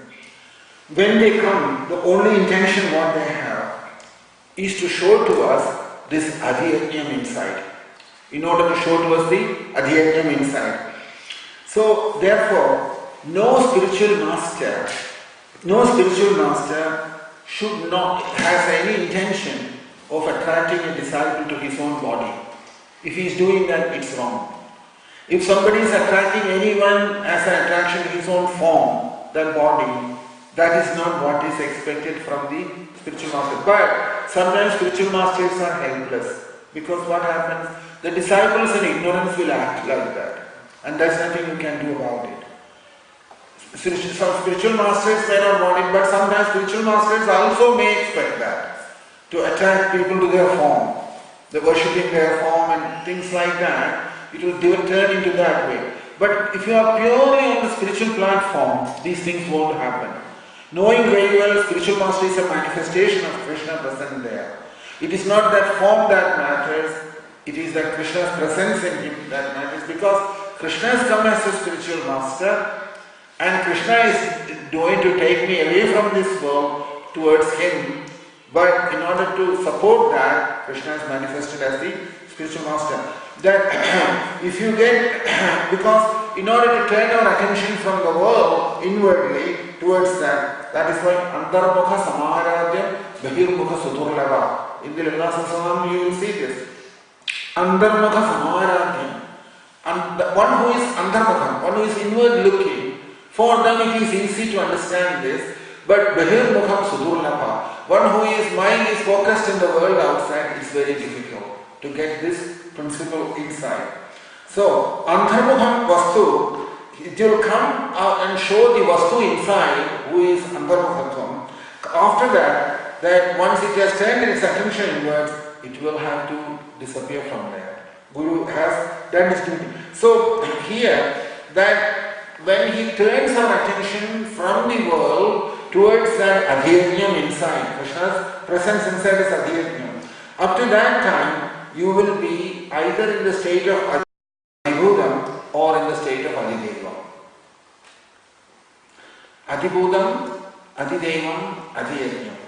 Till you come to that point that after your attention has gone away from the world and it has completely fallen on your adhyajnam, up to that point you will be either in the adhibhudam state or in the adidevam state, which we have spoken before, isn't it? What adhibhudam and adidevam is, if you look into, in the earlier verses he mentioned that that he says adhibhudam sharo bhava.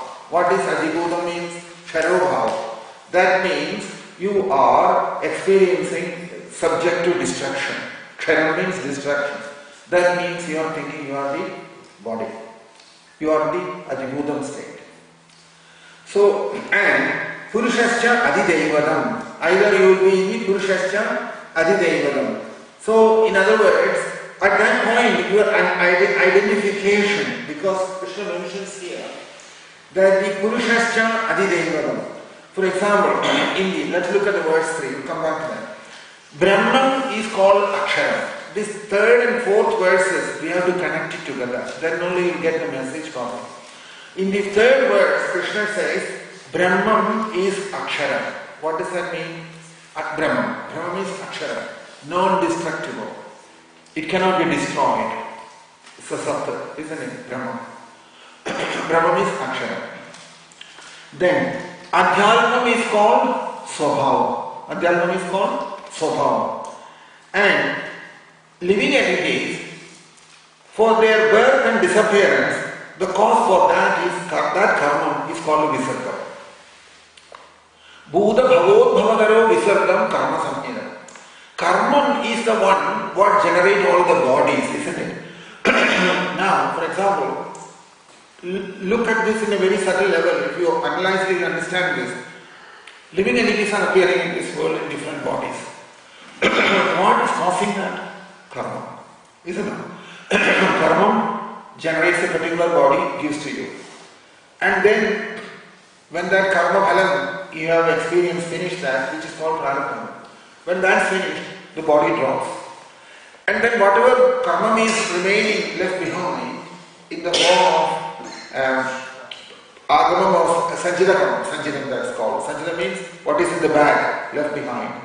Accordingly, the next body is given. When you get the next body, what you do? You will again exhaust some karma from that.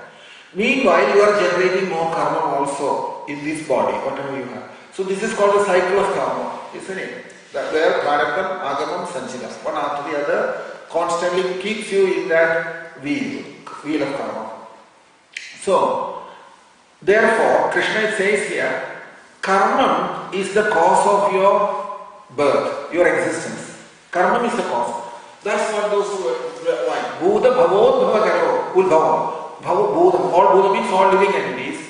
Their appearance is due to visarga, which is called visarga or karma samhita. Karma meaning is called. So that appearance and disappearance of the living entities is caused by karma. First thing is Aksharam Brahma Paramam. Aksharam is Brahma. Brahma is Aksharam. Swabhavam Adhyalma. Swabhavam is Adhyalma. It's called Adhyalma. Karmam is our appearance and disappearance. We are created by karma, in other words. Karma is the cause behind our individual creation, isn't it? All living entities, individual forms, is only due to karma. Karma is the cause behind that. Those three things Krishna has spoken there. In this verse, Krishna is saying here that Adhibhudam Purushaha Adhiyajnam. Three things he is talking about in this. Adhibhudam Purushaha Adhiyajnam. Three things in this verse 4. So, if these three, if you can connect that with the verse 3. In the verse 4 there are three things. What are they? Adhibhudam Purushaha Adhiyajnam.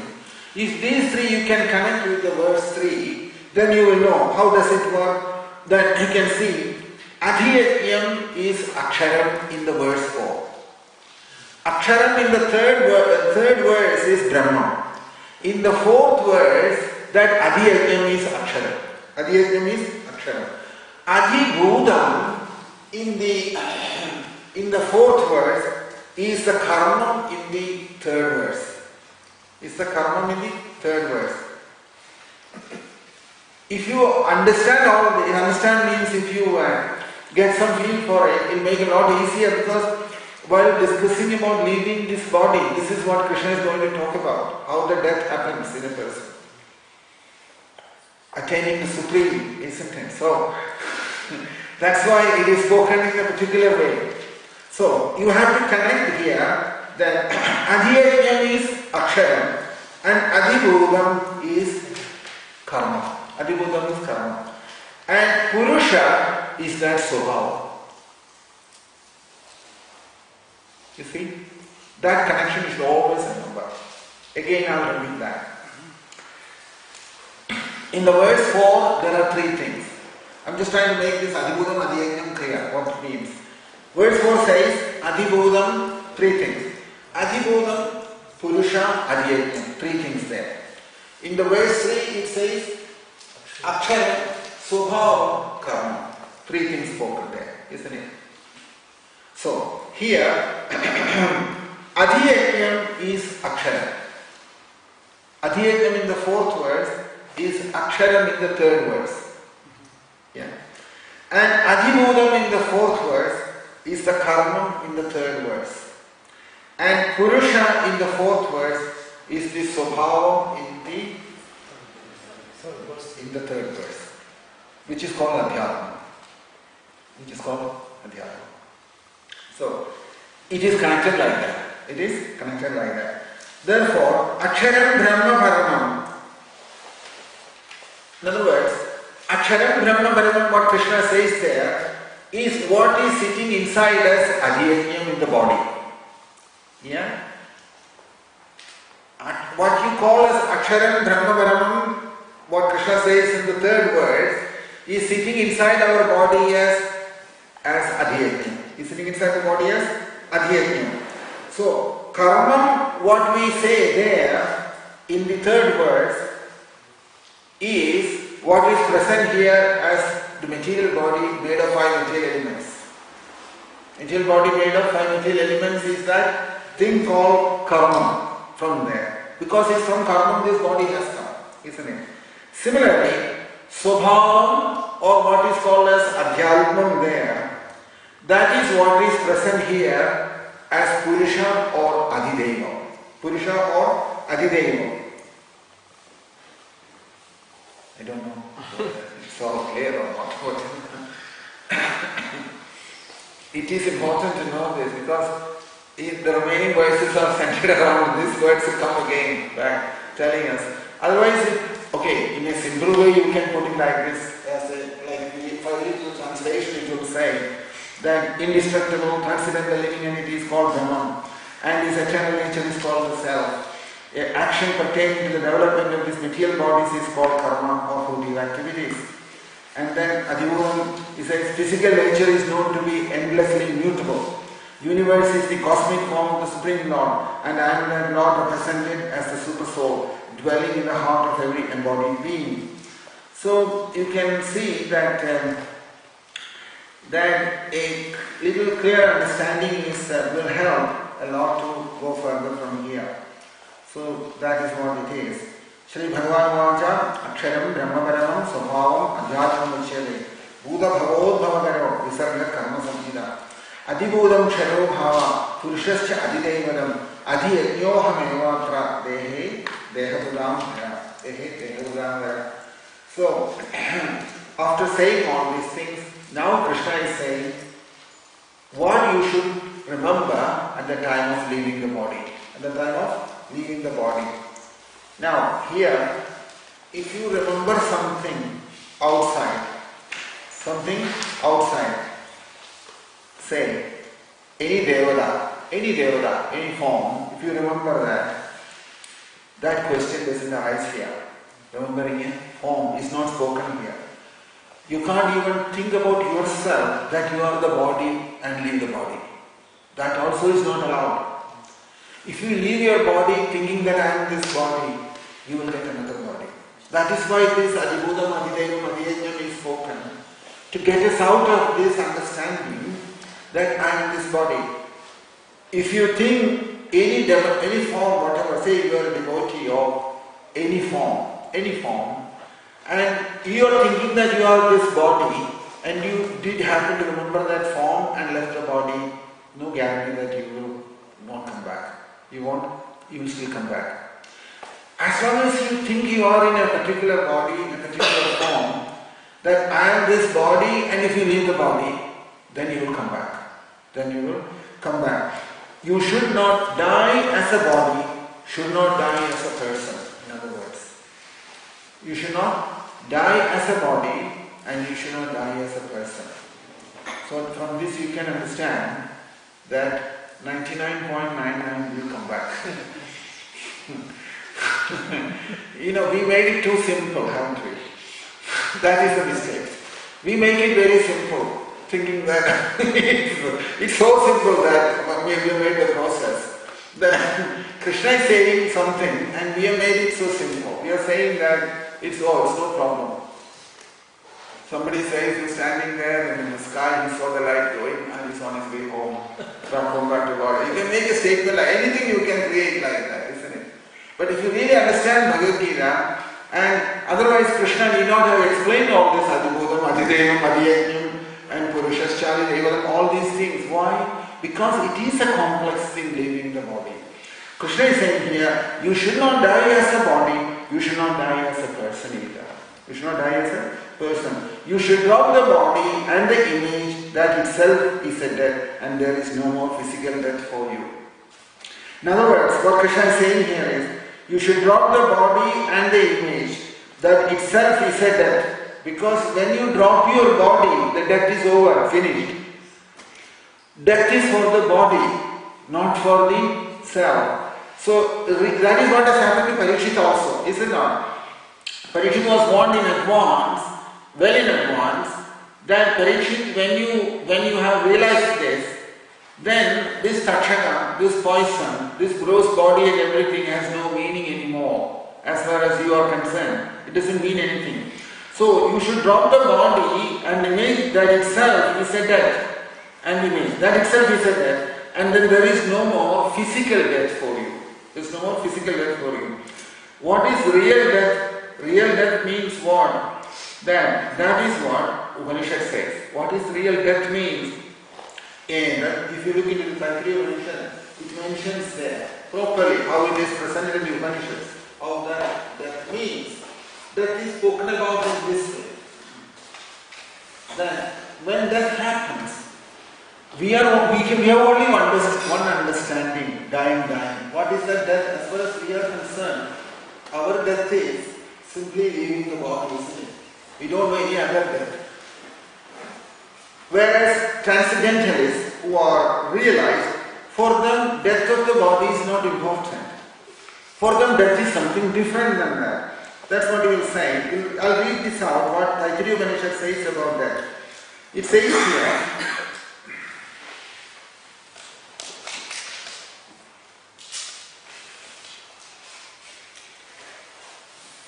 Etam, in the Taittiriya Upanishad says, Etam Annamayam Alpanam Upasankramati, Edam Pranamayam Alpanam Upasankramati, Edam Manomayam Alpanam Upasankramati, Evam Vijnanamayam Alpanam Upasankramati, Edam Anandayam Alpanam Upasankramati.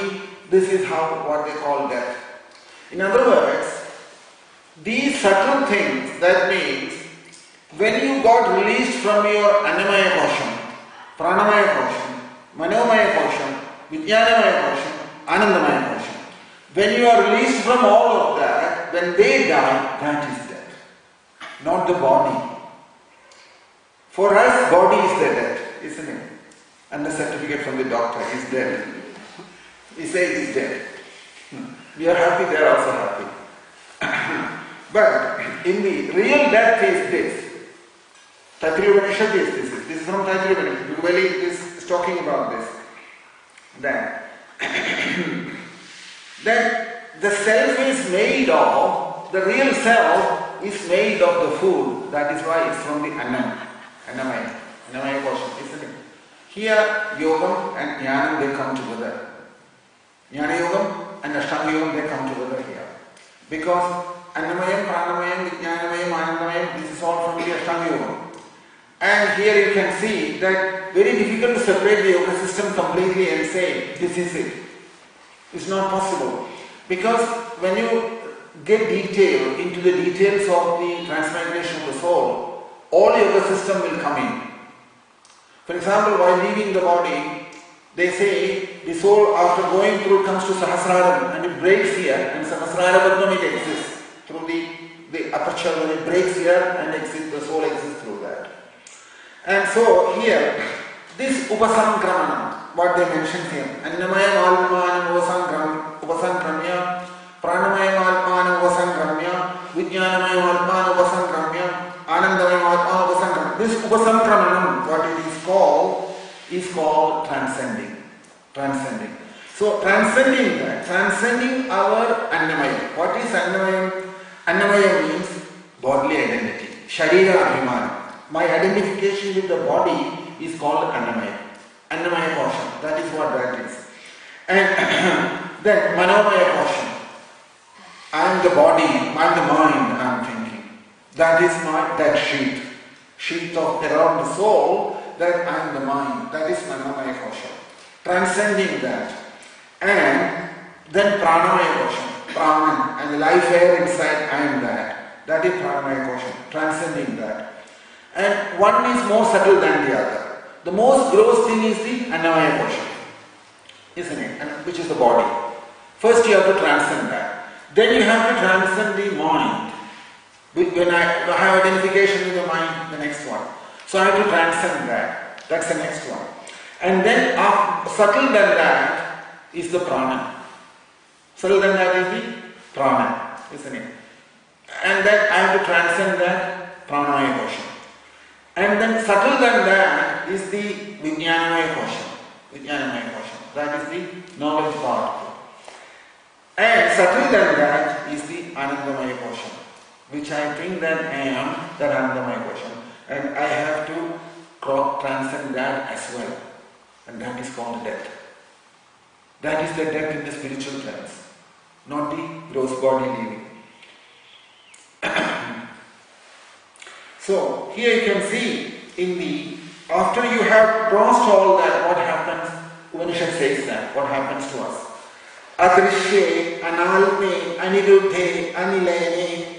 It mentions there, in the same Taittiriya Upanishad talks about that. It mentions there that yadvaitad sukradam rasovai saha. You might have heard this expression, rasovai saha. Rasam is Krishna. Rasam is Krishna, rasovai saha.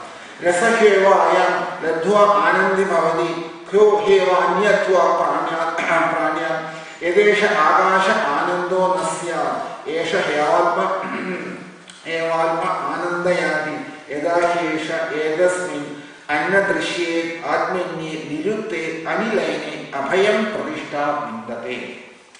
When you have crossed all these different barriers, if you call them as barrier, which means Annamaya portion, Pranamaya portion, Manomaya Kosham, Vijnanamaya Kosham, Anandamaya Kosham. Then what will happen is Edasmin Drishye Anatmi Aniruddhe Anilayani Abhayam Pratishtam Vindade. That will be the state of the soul. So that is the realized state of the soul. Taittiriya Upanishad's definition of the realized state. It says here, Edasmin Adrishye Anatmi Aniruddhe Anilayani Abhayam Pratishtam Vindade. Atha so Abhayam Gado Bhavati. Eda Hesha Edasmin Uttara Vandaram Kurute. Atha Tasya Bhayam Bhavati. Tasya Bhayam Vidusho Bhavanasya. So, here he mentions here Adrishyam. Let's look at each word now. And the translation realized state. It mentions here Adrishyam means Drishyam means to see. Drishyam means what you see. Adrishyam means not seeing anything. Not seeing anything anymore. Why? Senses are gone. You're not seeing anymore anything at that time. And he says Drik there. Adrishyam Drik means, what is Drik means? Drik means the seer. And what is that seer? That I exist, that awareness inside us. That is that seer. Seer is that awareness inside us, that I exist. That is that seer, isn't it? So Analme means, does not mean Alma doesn't exist, not in that sense. What it means is, I'm not the body. I'm not a body at all. In other words, no identification anywhere. That state. No identification anywhere. Aniruddhe means you can't define anything. It's not something you can define. Anilayane means it is not holding on to anything. It is not, Anilayane means that it doesn't have any anything for which to support. It doesn't require anything to support that consciousness. It doesn't require any support. Like at the moment, we will say that I am supported by this body, isn't it? In Avidya, that's how I will say. I am supported by this body. Body and soul has left the body. This is how we will communicate. But when realization happens, it doesn't require anything to support like the body now. It doesn't require any identification in that way. So it stays within that itself. It stays on its own. So because it dissolves itself in that substance, what it is, which is knowledge, therefore abhayam state comes to it, fearlessness. That's why that word abhayam is used, pratishthit, and permanently situated in that state. And that is what he mentions here, he attains, vindade, it says there, in that verses in the Taittiriya Upanishad. So it's a very big topic, this realized state. When you study Vedanta, you will know more. There's so much talked about by the realized souls about that state, what happens at that time. But it doesn't matter. We also won't understand anything if we read all these things and talk about it. It doesn't matter because Shuddhi says, Vedam says about this, hearing about itself is a big thing. At least, even if you have not understood anything, at least you have understood what death means, isn't it? That itself is a big thing. Till now, our understanding of death is leaving the body. That's what we thought death is. Actually, Krishna is saying to us, death is not all that. Body going is nothing, is no importance at all. Real death is when you are transcending each of these sheaths inside, like the body, Annamayam, Pranamayam, Manomayam, Vijnanamayam, Anandamayam. When all these 5 sheaths you have transcended them, because you don't destroy them, you transcend them. You cannot destroy them. That is subtle element it is. You cannot destroy them, but you have to transcend them. So, real death is referring to that, when you transcending these different subtle elements. When you transcending subtle elements. That's what death is referred to. So at least this thought has gone inside, let it stay there, like that. It may not, nothing may happen now, but this understanding is good. Good to know this, that is how it is expressed in the Upanishads. Because otherwise, when we, while saying that is, when when you come to the next few verses, you will see when Krishna is talking about death, it's all on this basis or this understanding, not physical body leaving. We made a complete misunderstanding of the whole thing. We buy a flat in Vrindavan, I'll go and leave my body there and go back from back to God. That means only if you die in Vrindavan you will go back to God, otherwise you won't go. People are going back to God in so many places. We never know that. We don't know anybody's particular history behind it, isn't it? So therefore, but in Bhakti Margam all these problems do come, because why they don't take importance to these things. They just want to keep it everything at a simple level. Just like we talked about, Krishna is there, he has got 330 million assistants, 330 million officers, he is executing the whole, managing the whole business. That's how we understand about the Devadas also, in a similar way. So here you can see, it is not particular that we have to understand and realize everything at this stage. So that is why, once this seed has gone inside about the soul, this understanding, then it will work in its own way at some time, it will come. Because this is the only reason, in the Kathopanishad you remember that verse, Shravanayapi Bahuvir Nona Labhyaha. Remember?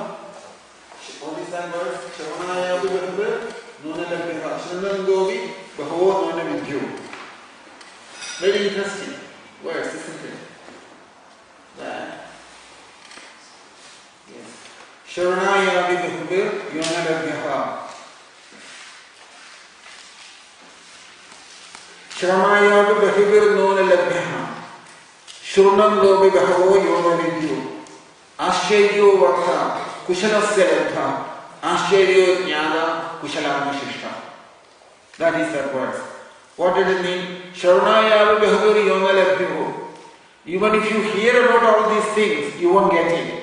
Even after hearing about it, because it has to happen through Krishna's grace and also through our own transcendent effort in the Vijaram, Tattva Vijaram. Jnana Marga means Tattva Vijaram, or complete surrender to Krishna and Krishna's grace, it can happen. It can happen. This understanding can come. That's why I said, Shravanayavi Bahuvari Yona Labhyaha and Shrumandovi Bahuvo Yona Vidyuhu. You may have heard a lot, but doesn't mean that it will happen straight away. It may not happen straight away. He didn't get it still. Ashcheryo Vaktaha Kushalasya Labdaha Ashcheryo Jnataha Kushalani Shishtaha. In other words, this thing called the soul, it is such an amazing thing to talk about, the soul, isn't it? Nothing else in this world is as amazing as the soul to discuss about. And Kushalasya Labdhaha, only one who is very smart and very kushala, very expert, he will get it. Kushalasya Labdhaha. And Ashcheryo Jnadaha Kushalani Shishtaha. Equally amazing thing is someone who has got it when he talks about it. It's an amazing thing. Not the one who hasn't got it. One who has got it when he speaks about that, it's an amazing thing. It's equally amazing when one gets it from him. In other words, when from a realized soul, when this realization is received by someone else, who has managed to light the lamp from the realized soul and he gets realized, it's the most amazing thing. This is how Upanishads glorify self-realization. See how much importance given to self-realization. This is the most amazing thing Upanishads are saying.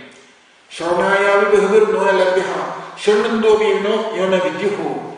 Then Ashcherya Vakta Kushalasya Labdha.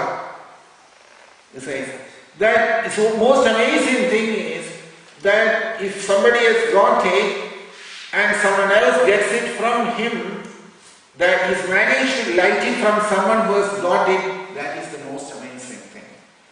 What to talk about? Neither the one who gives it don't have it, nor the one who gets it doesn't have it. There is no wonder at all in that. There is no amazing thing in there that anybody can arrange and have fire sacrifice to give it, to take it. That's not a problem. But it becomes Ashcherya, amazing thing. What Upanishad is saying when it really happens in that way. Otherwise, Upanishad doesn't have. It is not a simple thing like that. We say Ashcherya Vakta Kushalasya Labdha Ashcherya Jnata Kushalani Shishta. Ashcherya. He says there. Why Ashcheryam? It's the most amazing thing, isn't it? Krishna also mentions that in the Bhagavad Gita, isn't it? What's that verse in the Bhagavad Gita? The same verse Krishna has taken into Bhagavad Gita with the slight changes of the word. Ashcharyaval Pashyati Kaschidenam. What's the verse number? 29. Yeah. Ashcharyaval Pashyati Kaschidenam. Ashcharyaval Vadati Tadaiva Cha Anyaha. Ashcharyaval Shainyam Anyashranodi Shuttva Apyanam Vedanischaiva Kaschil. So if it is so amazing, Ashcharyam it is, there must be some Ashcharyam behind it. Otherwise he wouldn't say like that. What is that Ashcharyam? Ashcharyam is this. Some look on the soul as amazing. Some describe him as amazing. And some hear of him as amazing. While others, even after hearing about him, cannot understand him at all. So all these are spoken there only to talk to us. Krishna is directly telling us that realization of the self within is the most amazing thing when that happens. So here you can see that one, he has read about it, but when he realized it, that is the greatest wonder, isn't it? Very great wonder. One who has realized it. Ashcharyam, jnana kushalanushishtha. So here from this comes that whom should we remember, what should we remember, and how should we die? That is the question now. What should we remember, and how should we die? That is the question, and that is the next verse. We'll see after a short break. Krishna Hare Krishna, Krishna Krishna Hare Hare, Hare Rama, Rama Rama, Hare Hare. Hare Krishna, Krishna Krishna, Hare Hare, Hare Rama, Rama Rama, Hare Hare. Hare Krishna, Krishna Krishna, Hare Hare, Hare Rama, Rama Rama, Hare Hare. Hare Krishna, Krishna Krishna, Hare Hare, Hare Rama, Rama Rama, Hare Hare. Hare Krishna, Krishna Krishna, Hare Hare, Hare Rama, Rama Rama, Hare Hare. Hare Krishna, Krishna Krishna, Hare Hare, Hare Rama, Rama Rama, Hare Hare. Hare Krishna, Krishna Krishna, Hare Hare, Hare Rama, Rama Rama, Hare Hare. Hare Krishna, Krishna Krishna, Hare Hare, Hare Rama, Rama Rama, Hare Hare. So, I'll read that verse 4 first. Adhibodam Ksharo Bhava, Adhibodam Ksharo Bhava. Repeat. Adhibodam Ksharo Bhava, Purushascha Adidevadam, Adhiyajyohamevatra, Dehe Dehavridam Vara, Adhibhudam Ksharo Bhava, Purushascha Adidevadam, Adhiyajyohamevatra, Dehe Dehavridam Vara. Translation. Physical nature is known to be endlessly mutable. The universe is the cosmic form of the Supreme Lord, and I am that Lord represented as the Super Soul dwelling in the heart of every embodied being. So, that is that verse what we have discussed now. Now, let's look at the next verse. Andakale jamameva Smaran muktva kalevaram Yaprayati samadbhavam Yati nasti atra samshayah. Andakale jamameva Smaran muktva kalevaram Yaprayati samadbhavam Yati nasti atra samshaya. Translation. And whoever at the time of Remembering me alone at once attains my nature. Of this there is no doubt. Andakaleja mameva smaran utva kalevaram ye prayati samadbhavam yati nasyatra samshaya. Krishna says. So, here,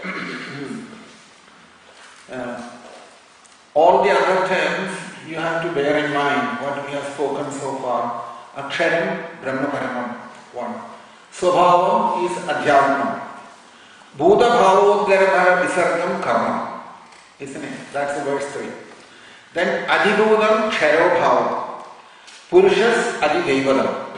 And Adhyanyam Paramatma. Adhyanyam is Krishna inside. So, how will we know these things in our field of experience? That is the first question. All these things, Adhibodham, Adhidevam, Adhyayam, in our field of experience, Anubhava Mandalam means in our field of experience, how will we know, if you ask that question, that if you who have realized this, which one? Adhibodham, Adhyavam, Adhyayam, all these, those who have realized, then you will know it, because bodily in this world, everything is bodily oriented, isn't it? Everything is bodily oriented. For example, in Vyavaharam, we talked about yesterday also. In Vyavaharam, in the society, everything, or even to write an application to the government or to anywhere, whenever you have to present yourself, you have to be Adhibudam. You have to be Adhibudam. Only then that means you have to be on the bodily identity. You have to give your name, date of birth, place of birth, and race, and whatever things they ask in that form, whatever they say, isn't it? They'll say that we are asking you not for any other reason. If you want to tell us, otherwise not. That they tell you all other things also. So this is all based on Adhibudam. Adhibudam it is, isn't it? Then Adhibudam, so you should be Adhibudam in order to live in this world. Vyavahara purpose. Yeah? That is Krishna is saying Ksharo Bhava. It's meant for destruction. So, suppose they ask, what's your name? If you really ask anyone, the only thing what you have to say is Nitya Shuddha Buddha Mukta Swarupa. That's my name. Nitya Shuddha Buddha Mukta Swarupa. That means I'm eternal, I'm pure, and I'm always liberated, and I'm fully conscious. That is my name. My real name is that actually. Every one of us. We got the same name, all of us. But if you write that to the government, they won't accept that. They'll send us to hospital for the treatment. They'll say you need treatment. You should be admitted to the mental hospital. That's what they will say to us, isn't it? So actually to say they are asking a false thing even. Everything is false here. They are asking a date of birth.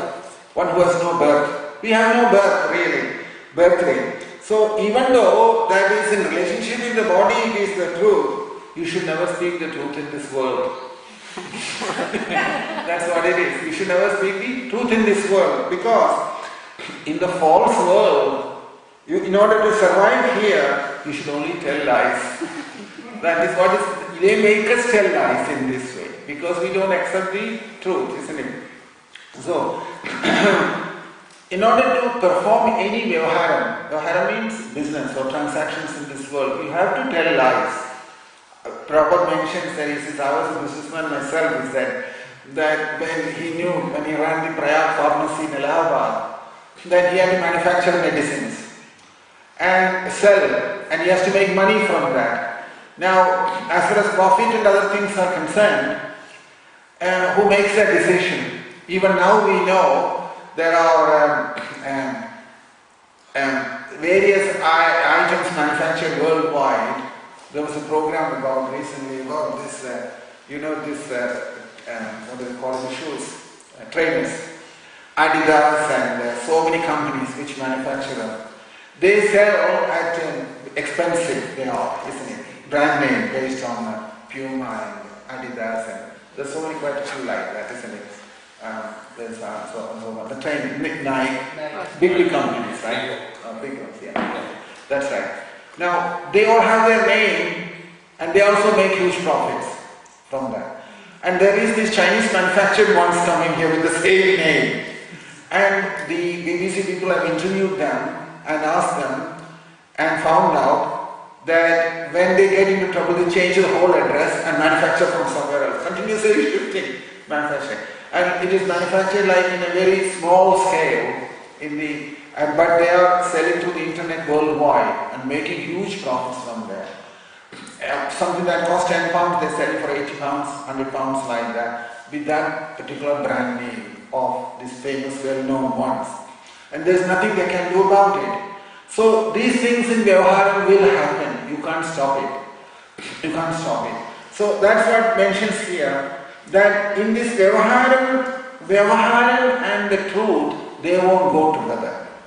Moment you start Vyavaharam, truth will go. It's impossible to keep together. That's why Jalakarga said that. Remember yesterday we discussed this. That Suraya Vyavaharamenam Tattvavarshena Sahamanandi. He says intelligent realized personalities, Jalakarga, will not mix the world with the truth. Because the world itself is false, how can you relate this with the truth anytime? So they will say, you don't mix the world with the truth.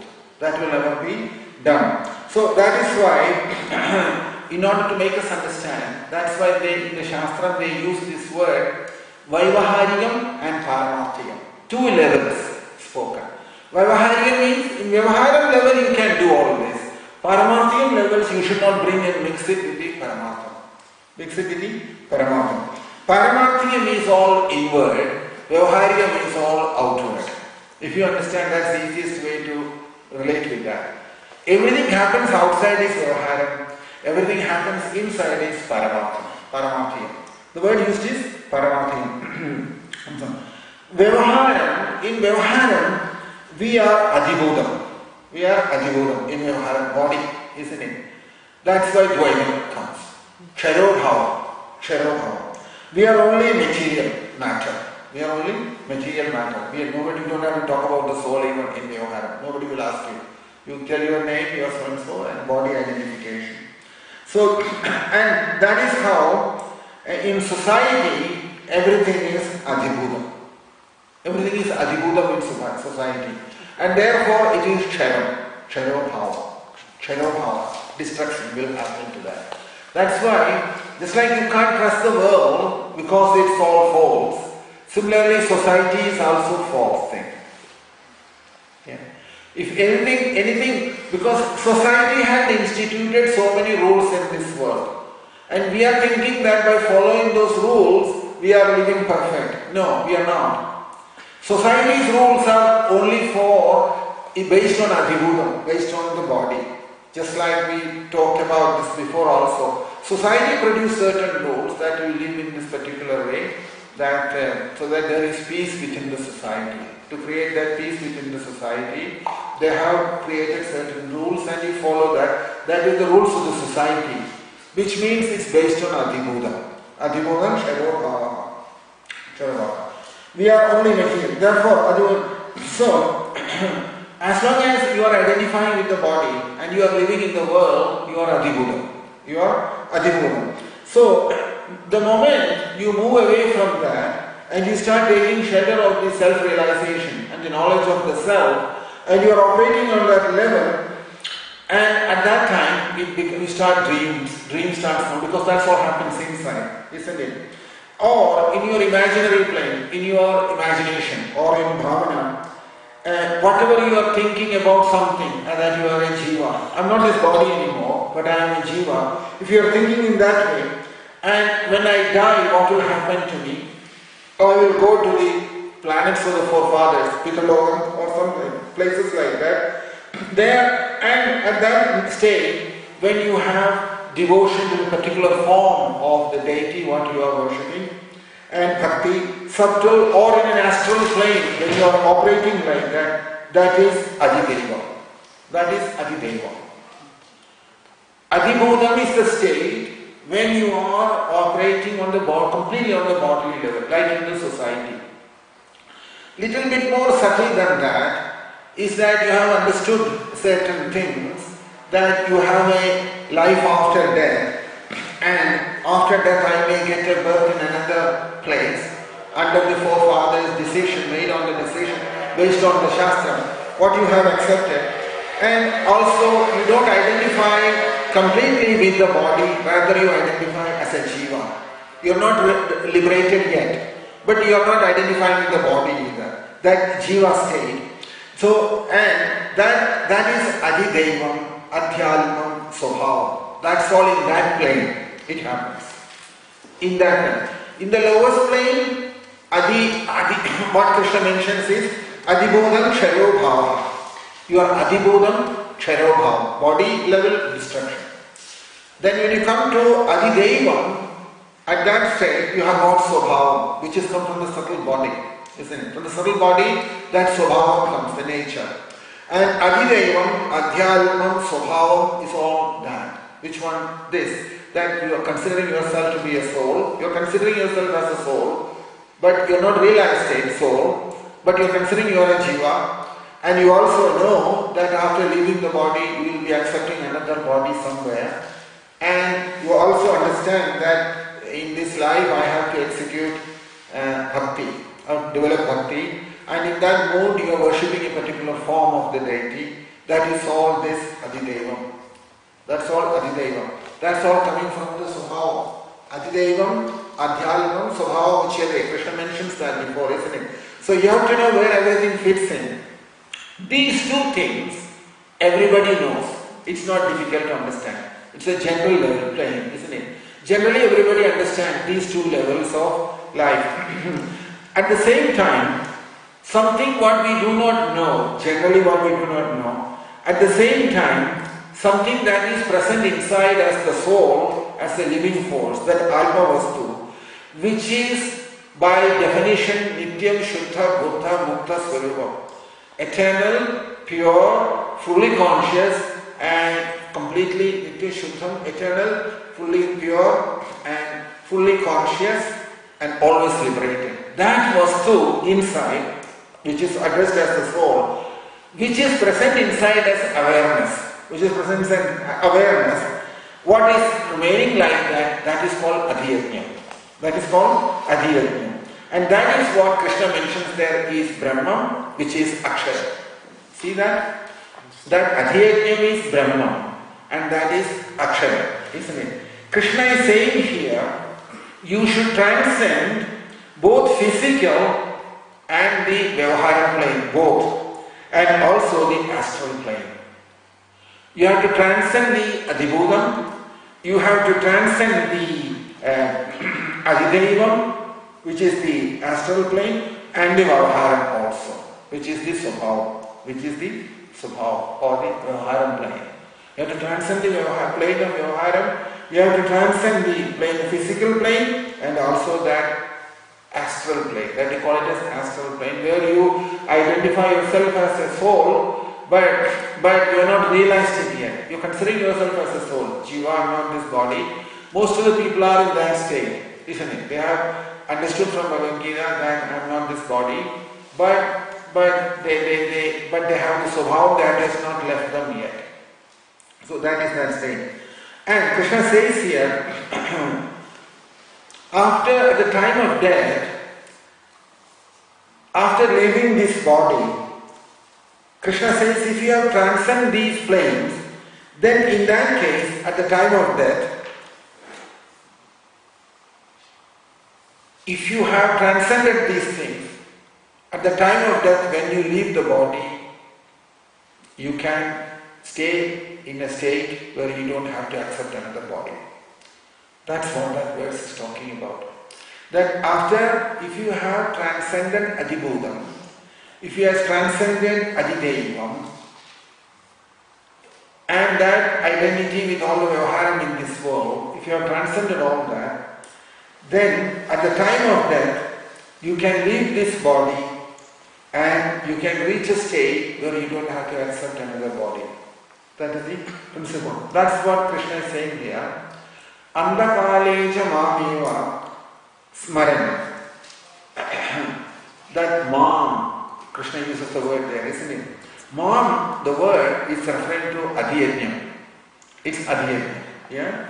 Adhyajnam, if you are absorbed in the adhyajnam, and if you leave the body under the on the that remembrance at Brahman, I am Brahman, that because Aksharam Brahma Paramam. If you remember as Aksharam Brahma Paramam, in that state, and Andakaleja Mameva Smaran, if you leave that body, and that means Aksharam Brahma Paramam, by saying that what Krishna is saying is that if you have come to your eternal nature, that Sattva Chitta Ananda, in that Sat is the eternity, isn't it? Eternity. So, by saying Aksharam Brahma Paramam, Krishna is saying that at the time of when you left this body, if you are in that state of Aksharam Brahma Paramam, Aksharam state, which means that you are in the in the influence of that statement, Aksharam Brahma Paramam, in that thoughts, that means eternal object. Brahma is eternal, Shashwaram, Sattva, it is. In that consciousness, if you leave the body, then you will escape. Then you don't come back and accept another body. In other words, you can't remember this, you can't remember that. It's not for remembering, that also you have to give up. It's not remember power will go before death. Remembering it all is over. Remembering intelligence, mind, your commitments and all that, it's finished. Time of death, nothing will be there. Krishna says that, isn't it? You know that. Mukundamala Stotram, if you read, Kulashekara Alvar told Krishna that Bhavandam Egandam Iyantavaktam Bhavastudin me Charanarandal Bhave Bhavamestu Bhaval Prasadal. He says that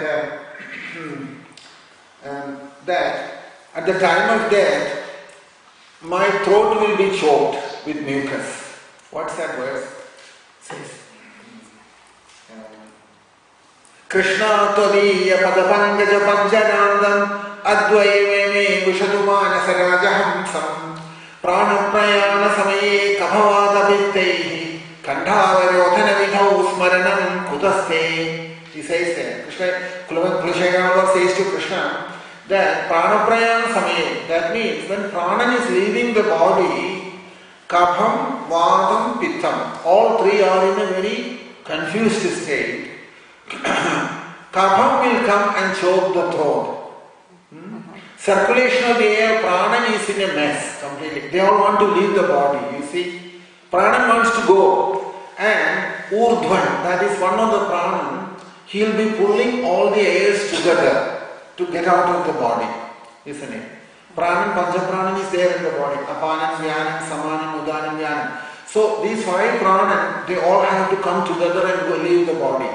At the moment, the five Pranan are doing five different functions in the body. At the time of death, Pranan pulls them all together and they have to leave the body. So they will be doing that job in the body.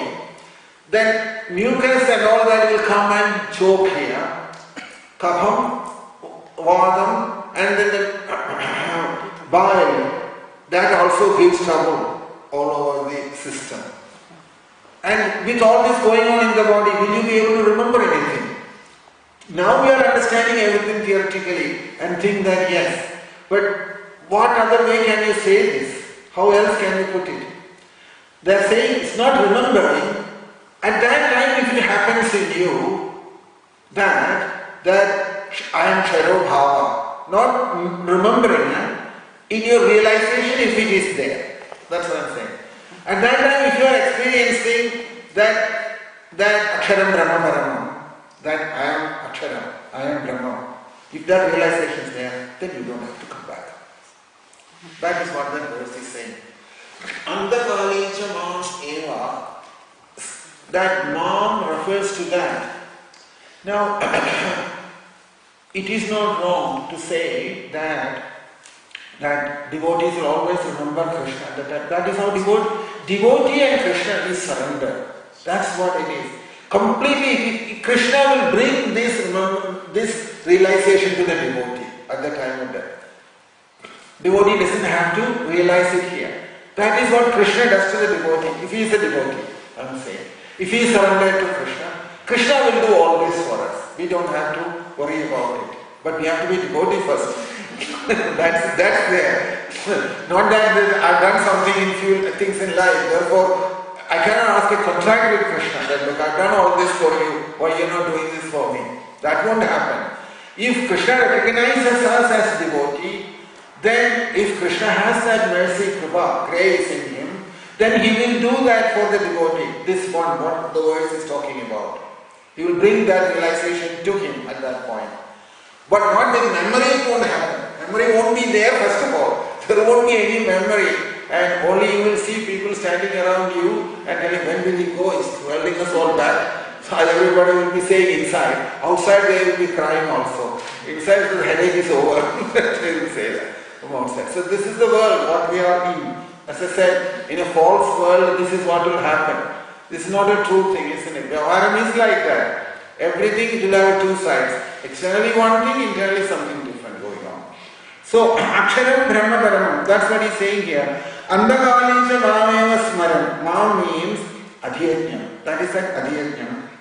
And keeping that Brahman realization inside, Aksharam Brahma Paramam, and that is because of its eternal nature. Brahman is eternal thing, isn't it? Shashvatam it is.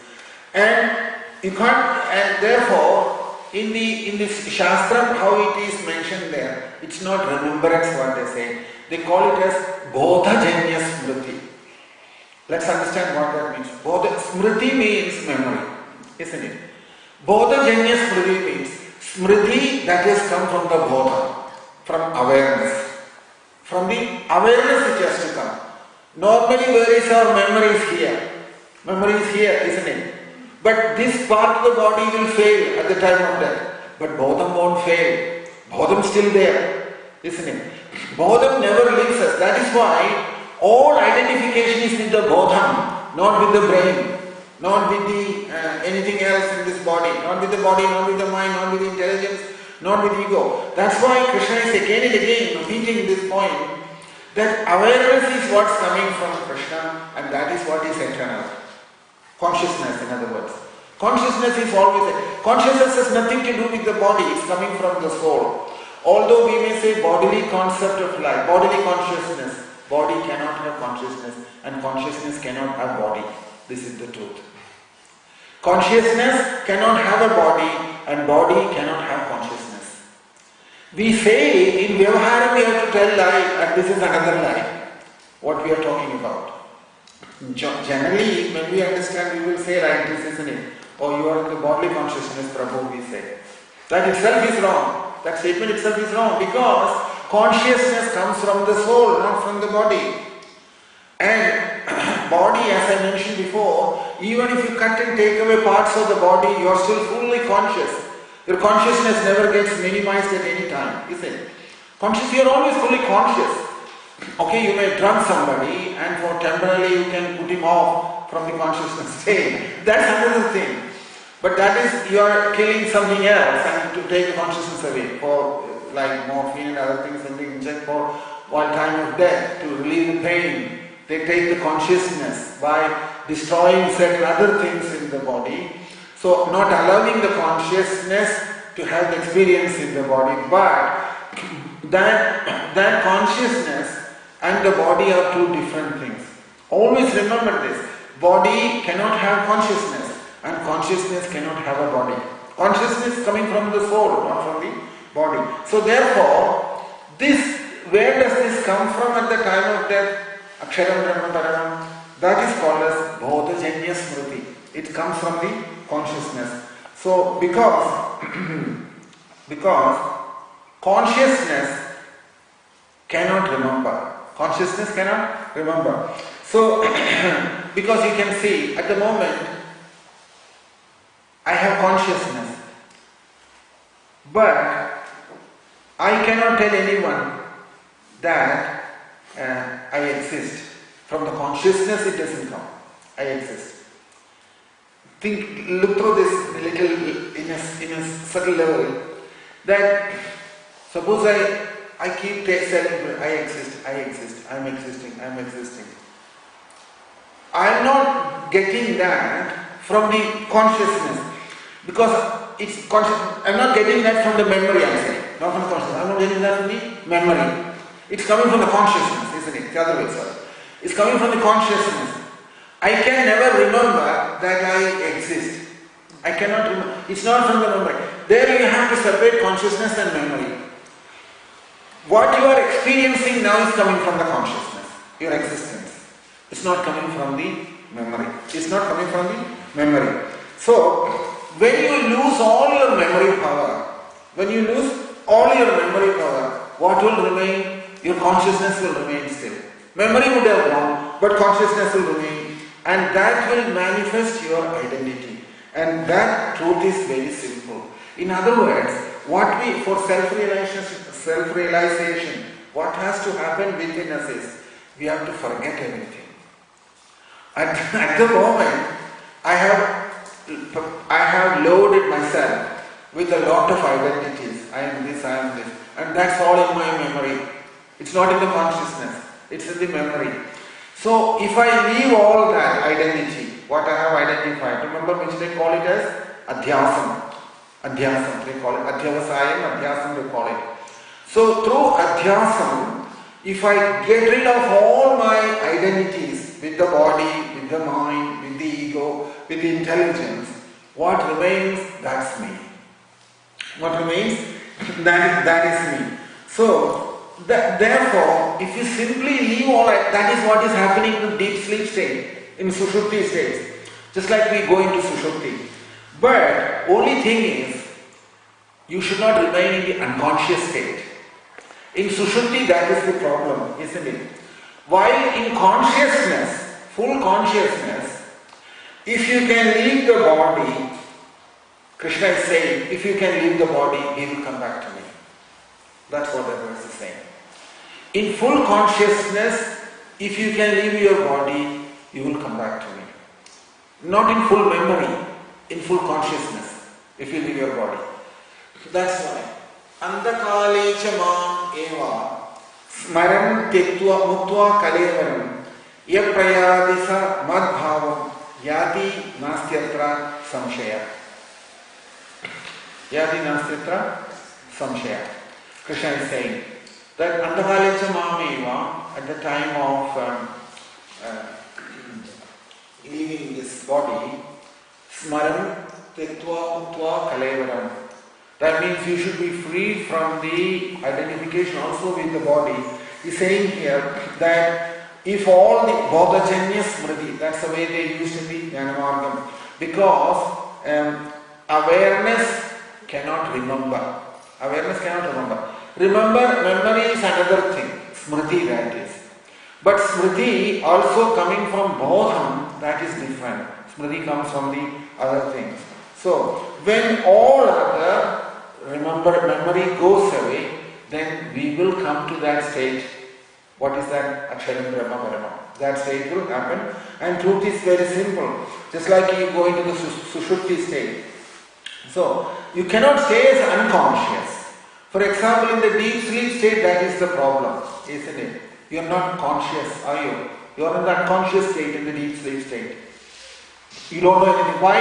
Because you are completely covered with the tamogunam. Ajnanam and Nidra. These are the two attributes of the deep sleep state. Isn't it? Ajnanam and Nidra. Tamogunam. Rajogunam, Pravritti, Abhimanam. Pravritti means work and pride. I am doing this. This is the nature of Rajogunam. Sattvanam, Prakashancha, knowledge and enlightenment. This is the quality of Sattvanam. So, Sattvanam is in the vacant state. And Rajogunam and Abhimanam, pride, is in the dream state. And deep sleep state, we have Tamogunam and sleep. Because that tamogunam is there, our consciousness is not manifesting in the deep sleep state. Only thing when you come out of the deep sleep is, you are saying that you had a great time. That's all you know. And everyone has the same thing. Whether I'm going to deep sleep or you go into deep sleep, when we come back from the deep sleep state, we are not able to explain that state because all we know that we had a great time in that deep sleep state. Isn't it? So, why is that happening? Because of the tamogunam inside. We are not conscious of it. You are not conscious about it. So, if you get rid of that tamogunam or the ignorance from inside, and that experience in deep sleep, if it happens in the vacant state, then that's what Krishna is talking about. You can leave the body. You can leave the body in that way. Then you won't come back, Krishna says. You won't come back again. So, here, one who does that, and then he leaves the body, he'll come back to me. So, that is why that person who is conscious like that, that is what Mameva Smaran means. See that in that word? Andakala Mameva Smaran. That Mameva Smaran means that you are fully conscious, and you are leaving the body with that realization of Aksharam Brahma Paramam. Then you won't come back. So sometimes you must have noticed this. When people die, they will ask this question: did he die in consciousness? So somebody will say, yes, he was fully conscious. And then they will say, oh, then he must have got... No. He must have gone back. They will say, no, he has not gone back yet. Sometimes people die in full consciousness. But in what consciousness? That you have to ask at that time. If it is Aksharam Brahma Paramam, he has in that consciousness, fully conscious, if he has left, he will go back. But suppose I left thinking about something nice in this world, what I am attached to, but fully conscious, I die. I will come back here. There is no question of going back. Because people say if somebody is dead, and some people say, oh, he has died in ignorance, there is no chance he has not gone back. They will say. So all these things are difficult to simply put a line and say that this is it. And to give a certificate to someone that he has gone back to Godhead, nobody can do it here. It's not possible. If somebody is doing it, he's cheating you. That's all. Nobody knows. It's just a lie, cheating. That's all. It is. It is so complex, this whole phenomenon, if you read through Bhagavad Gita, that Krishna is explaining to us, these are the conditions in which the death must happen. Aksharam Brahma Paramam, that must be there in him. And that consciousness should be such that he should be in the vacant state, but with that same blissful experience of the deep sleep state. Conscious Mameva Smaran. It is possible for whom to know that? Realized souls. They can tell you that. Those who are self-realized, they can say that because they know what is happening with the particular, because they see inside very well. They can see the shifting of that. His consciousness, a person who is dying, who is leaving the body, what consciousness is leaving the body, this is known to self-realized souls. They can say that. So if somebody is saying that he knows, he is also probably telling us that he is self-realized. That also you have to be careful about it. Somebody is making a statement, somebody has gone back to Godhead. Either he is self-realized and he is telling us he has found out that somehow, or it's a bluff.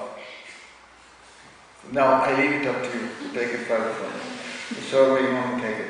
So Krishna is saying here, Mameva Smaran. Mameva Smaran. Smaran is referring to that Pratyabhijna. Pratyabhijna inside. Remember that word Pratyabhijna? Pratyabhijna inside is this, that. Smaran Tektva Kalayabharam. Pratyabhijna is this awareness of our existence. What is known as avabodham, isn't it? I mentioned before, Brahman has got two aspects, Anandam and avabodham. That avabodham is the source from which everything comes. So if we are in that avabodham, that is what is called Pratyabhijna. And that Pratyabhijna state is what Krishna refers to here as Smaran. That word Smaran here, Mameva Smaran, is that Pratyabhijna. Mameva Smaran is Pratyabhijna. That Pratyabhijna should be there in a person. So, Pratyabhijna means I am there. I am there, that awareness always. Smaran Tetva Kalebram, he leaves the body. How we will leave the body? Mameva Smaran. That means completely in that pure spiritual consciousness, aware of the spiritual existence, in other words. Is completely realized. Ya prayadi samanbhavam yati nasti atra samshaya. Krishna is saying here, such a person, he has come back to me, and there is no doubt about that. Because he says here, I don't even have to say that he will come back to me. Krishna is, that's how Krishna puts it. Yaprayadisa madbhavam yadi nastyatra samshaya. Madbhavam, he says there. That's what Krishna puts it there. You notice that the word Krishna is using, yaprayadisa madbhavam. Madbhavam, what is Krishna's bhavam? Spirit, soul. And that is that bhavam he will be. So when he has reached that state, he has already left the body. He's already left the body. So the moment we have realized of our awareness inside what we are, then immediately we are free from the body. I am not this body, that state simultaneously happens inside. As soon as the awareness inside, we have realized what that awareness is, our bodham inside, what is that? If you have realized that, immediately we have come to the state full freedom from the body. That body-free existence comes to us. Body-free existence. Remember in the Ekadashistandam, Krishna talked about this, isn't it? Dehastobi na dehasta. That's what it is. He's in the body. For us, he's in the body, but for him, he is not in the body anymore. That's it. You see, ordinary people, he is still in the body, but for him, he is not in the body. That is what that is why when we look at people who have left the world, and to say that they have gone back to Godhead, because he has left the body doesn't mean that he has gone back to Godhead. Dehastobina dehasta vidwan swapnan yadotida. Adehastobina dehasta kumadi swapnadrit yatha. Krishna says that. It's a very subtle thing, all these things, when it happens. And at that time, that subtlety, we need to have that subtlety to get that state. To have that subtlety. Therefore, he mentions here that, but he will have the body, but he won't have the body. He will have the body, that's how Krishna puts it. He still has the body in our eyes, but in his case, he doesn't have the body. Perfect science. This is the perfect science. Because this science is perfect. I'll tell you why. The physical science, what we study through medicine and all other science, through science, will never be perfect. It's not possible. It's not possible to be perfect. Physical science, for example, the science related to the body, which is the medicine, isn't it? Medical science, it will never be perfect. Why? You can see that. How many years the research is going on with this body? It's not coming to an end. Even now they are researching. So many diseases, and for that they are researching. And as soon as they found a remedy for this is what they are researching after, you will definitely see new diseases coming in. Therefore, this body will never be perfect. This is Bhagavad Gita's philosophy. Bhagavad Gita is saying here that your material science, that is as far as body is concerned. If you take the science related to the mind, which is psychiatry, will never be perfect. The only perfect science, as far as Krishna is concerned, is the science related to the soul. And that is not the science what Krishna has spoken here. That the soul, once it leaves this body, and if it doesn't come back, it is perfect. Everything is perfect after that. There is no more coming back, there is no more accepting another body, because body, mind, intelligence, ego, they are all imperfections. This is why Ishopanishad begins with that verse, isn't it? Purnamadam, Purnamidam, Purna Purnamudachyate Purnasya Purnamadaya Purnameva Vashishyate. Why is that Purnam? This is the Purnada. Purna means perfection. Perfection. Perfection means that we are all looking for perfection. Science is looking for perfection. That's why they are conducting so many research and experiments, everything. But perfection is not possible. Body is not possible, don't waste your time, Krishna is saying to us. You won't get it. If you really want perfection, it's only possible on the platform of the soul. And that is that science, Krishna's perfect science, what Krishna has spoken there. Andakaleja mameva smaranatva kalevaram eprayada samadbhavam yadinastatra samshaya. So, that is imperfect. So, this is the perfect science. Because why is it perfect science? Because the subject, what we are discussing, is perfect. The subject we are discussing, which is the soul, is perfection. What is the speciality about that? Speciality. So, this one question, if you keep within yourself who you are, if you keep that question inside, that is enough. Who you are. Because that will answer that question. Who you are. Then all this analysis comes. And if you keep on holding on to that question, who am I? That question, then you know that I am not this body, and body changes. Body takes birth, body grows, body goes through changes, body has byproducts, body starts dwindling, body has decay, and eventually death. All these changes happens in the body. It will never be perfect. Equally true with the mind as well. Continuously going through the change. So, separated from this body, separately I exist. That awareness exists. If that experience we also have, I am not this body.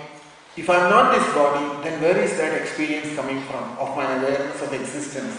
And that question, that experience, initially it remains as an ego. Initially I separate that from the body. It remains as an ego. That's all what we know. At the moment we don't have any knowledge of the soul. We only have a knowledge of the ego. Ego we know, it exists inside. That's what we are identifying with at the moment, isn't it? So we have to get hold of that ego first. We have to get hold of that ego first. Then you have to ask this question, that ego is causing the problems inside. What is that? Ego experiences the fear. Ego experiences the happiness. Ego experiences the distress.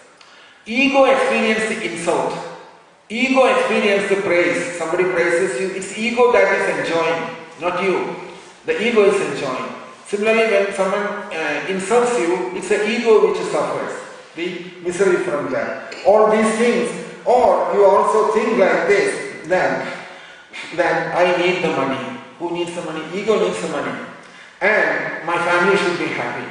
All this is ego's dictation from inside. All these things you are seeing. So initially, our attention has to be in that way. That's our attention has to fall on that. So if you keep on asking that question, who is this person experiencing this happiness and distress and insult and praise and other things? So mind will answer you back from inside, that's not the real thing. That's not the real thing. So sometimes that's what is going to be spoken. That sometimes you say, one's family man whose son is far away, everything, oh, I don't know how my son is at the moment, how is he living, or how the wife is doing, or how the husband is. All these questions are there, isn't it? Or if you are working or negotiating your wages, you will be thinking, how much salary will I get? All these kind of questions, isn't it? So, also you experience your stomach pain or headache or anything like that. So, tomorrow I don't know what the doctor is going to tell me. In all these cases, when these kind of questions are constantly, if you look at this, you will see that there is someone inside who is identifying with the body and calling I all the time. Isn't it? In all these different scenarios, he is the one who is looking for the answer. If I got a headache or stomach pain, tomorrow I'm going to see the doctor, what the doctor is going to tell me. And who is that me? it's that man, ego inside, who is wanting the answer. Soul is not asking him for an answer. So it's not asking for an answer. So if you keep on looking like that, there is a person there, and that person is Ksharo Bhavaha. What he mentions there, isn't it? That earlier words he mentions that Adhibhutam is Adhibhutam, Ksharo Bhavaha. It's Ksharo Bhavaha. So Adhibhutam, that's his name. That's a very clear thing. It's not very difficult, isn't it? That Adhibhutam, Ksharo Bhavaha. So starting with that person, Adhibhutam, Ksharo Bhavaha, we start our meditation. We start our growth further in spiritual life. So, what is the first stage? First stage is asking this question: what is this body? What is this body?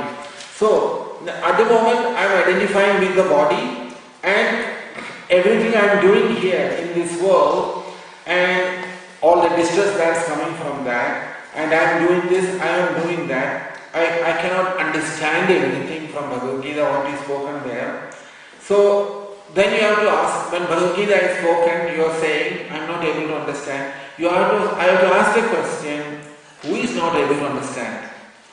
In this way, you have to get hold of that ego inside first. Every time you have to ask this question. When some distress comes, you have to ask the question, who is experiencing it? Happiness or distress? Or when desires come, you have to ask the question, who is having this desire?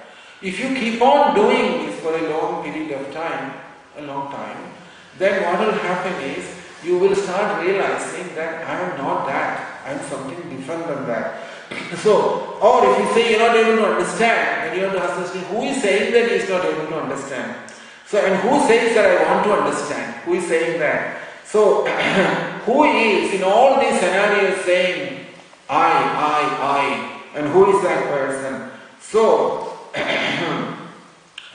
just like we are talking from Bhagavad Gita now. Now the table is not saying to me that I am not able to understand. Only a person will say, isn't it? I am not able to understand. So nobody is saying, the table is not saying I am not able to understand, or the chair is not saying I am not able to understand. Neither the table or chair is telling me that I have understood. Neither it's saying I have understood, nor it's saying I am not able to understand. Similarly, but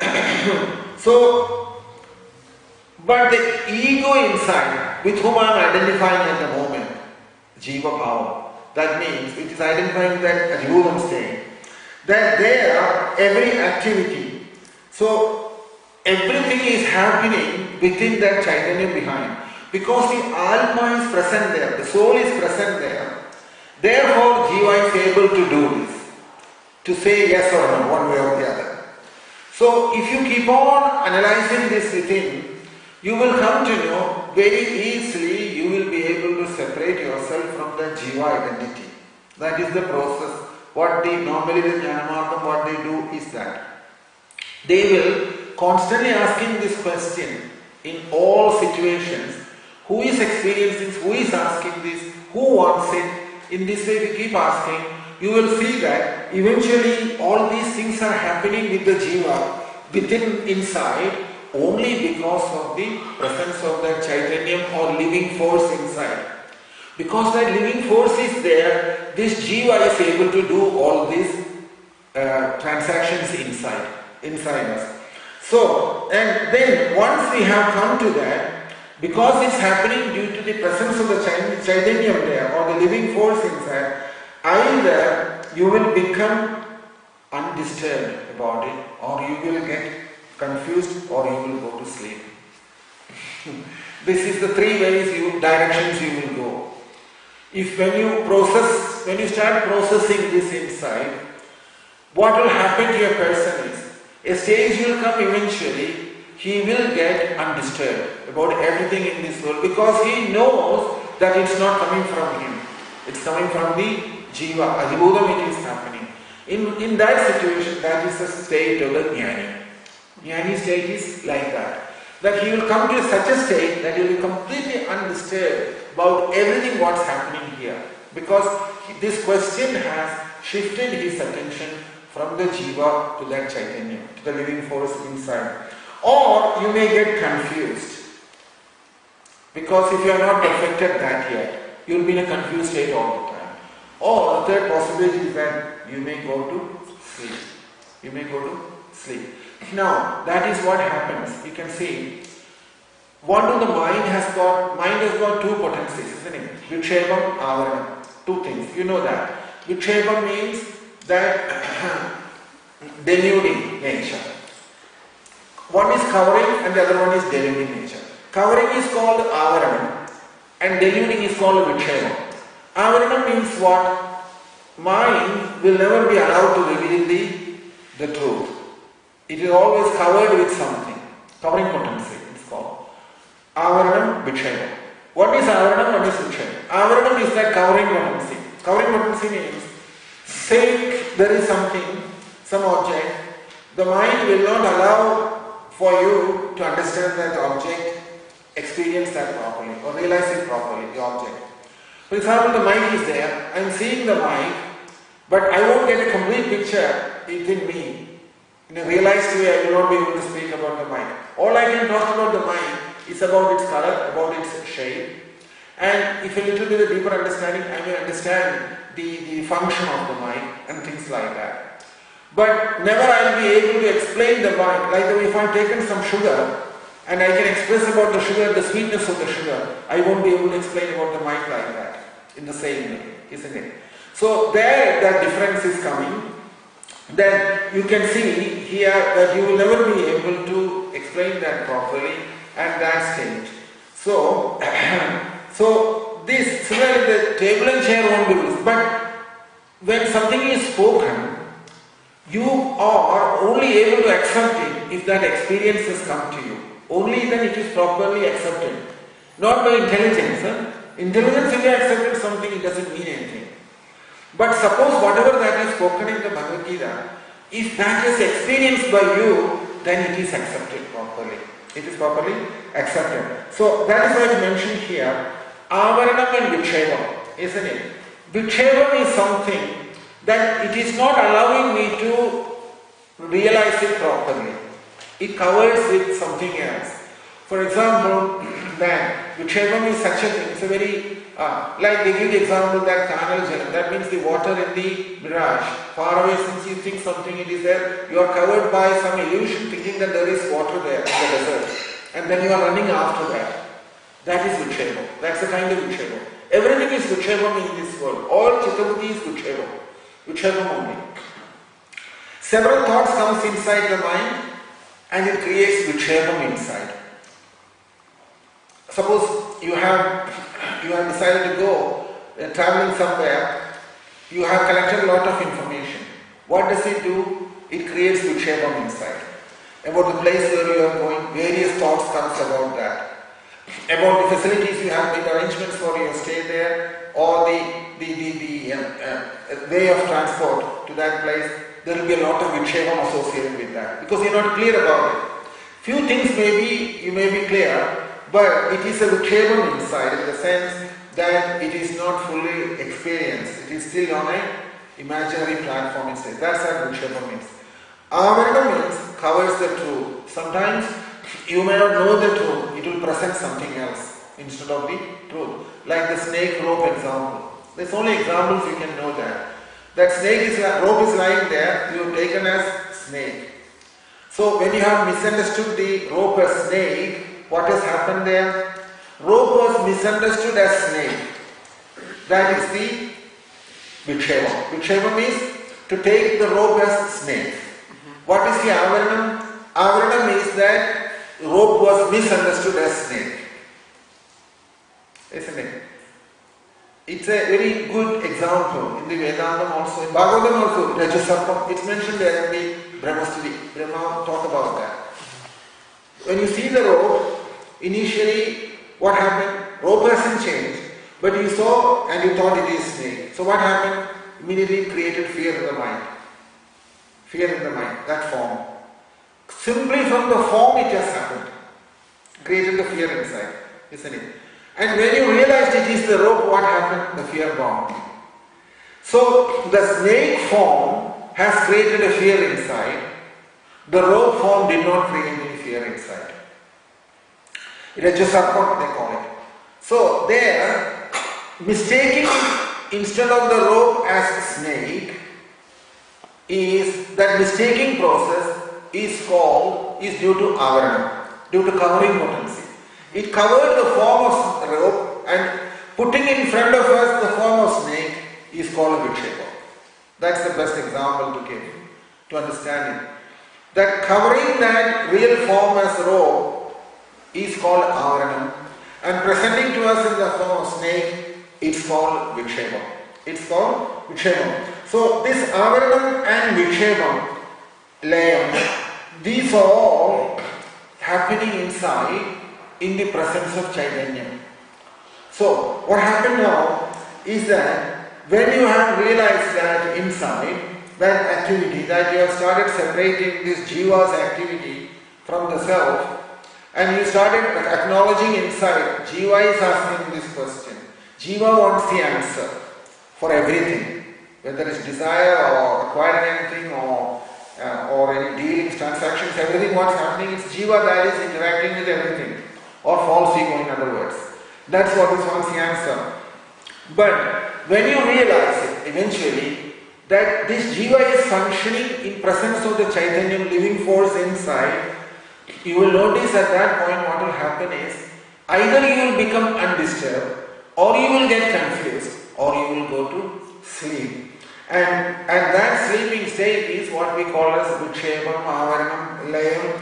All these things are happening in the presence of that Chaitanya, in the presence of the Chaitanya. All these things cannot happen in the Jadam. Jada means body, Adibhudam. Body is not the witness to everything. Witness to everything is the Chaitanya inside. Therefore, that is the reason that this inside this Jadam, dead body and the gross body, whatever awareness is there, that Krishna says here, Manomaya Prana Sharil Neda Pratishidomi. That Manomayam, Pranamayam, and beyond than that, one who claims himself that I am, that's where I am. Krishna is saying that in the Upanishads you will find that. Now we'll stop there today. We'll continue again on next Saturday. All glory to Srila Prabhupada.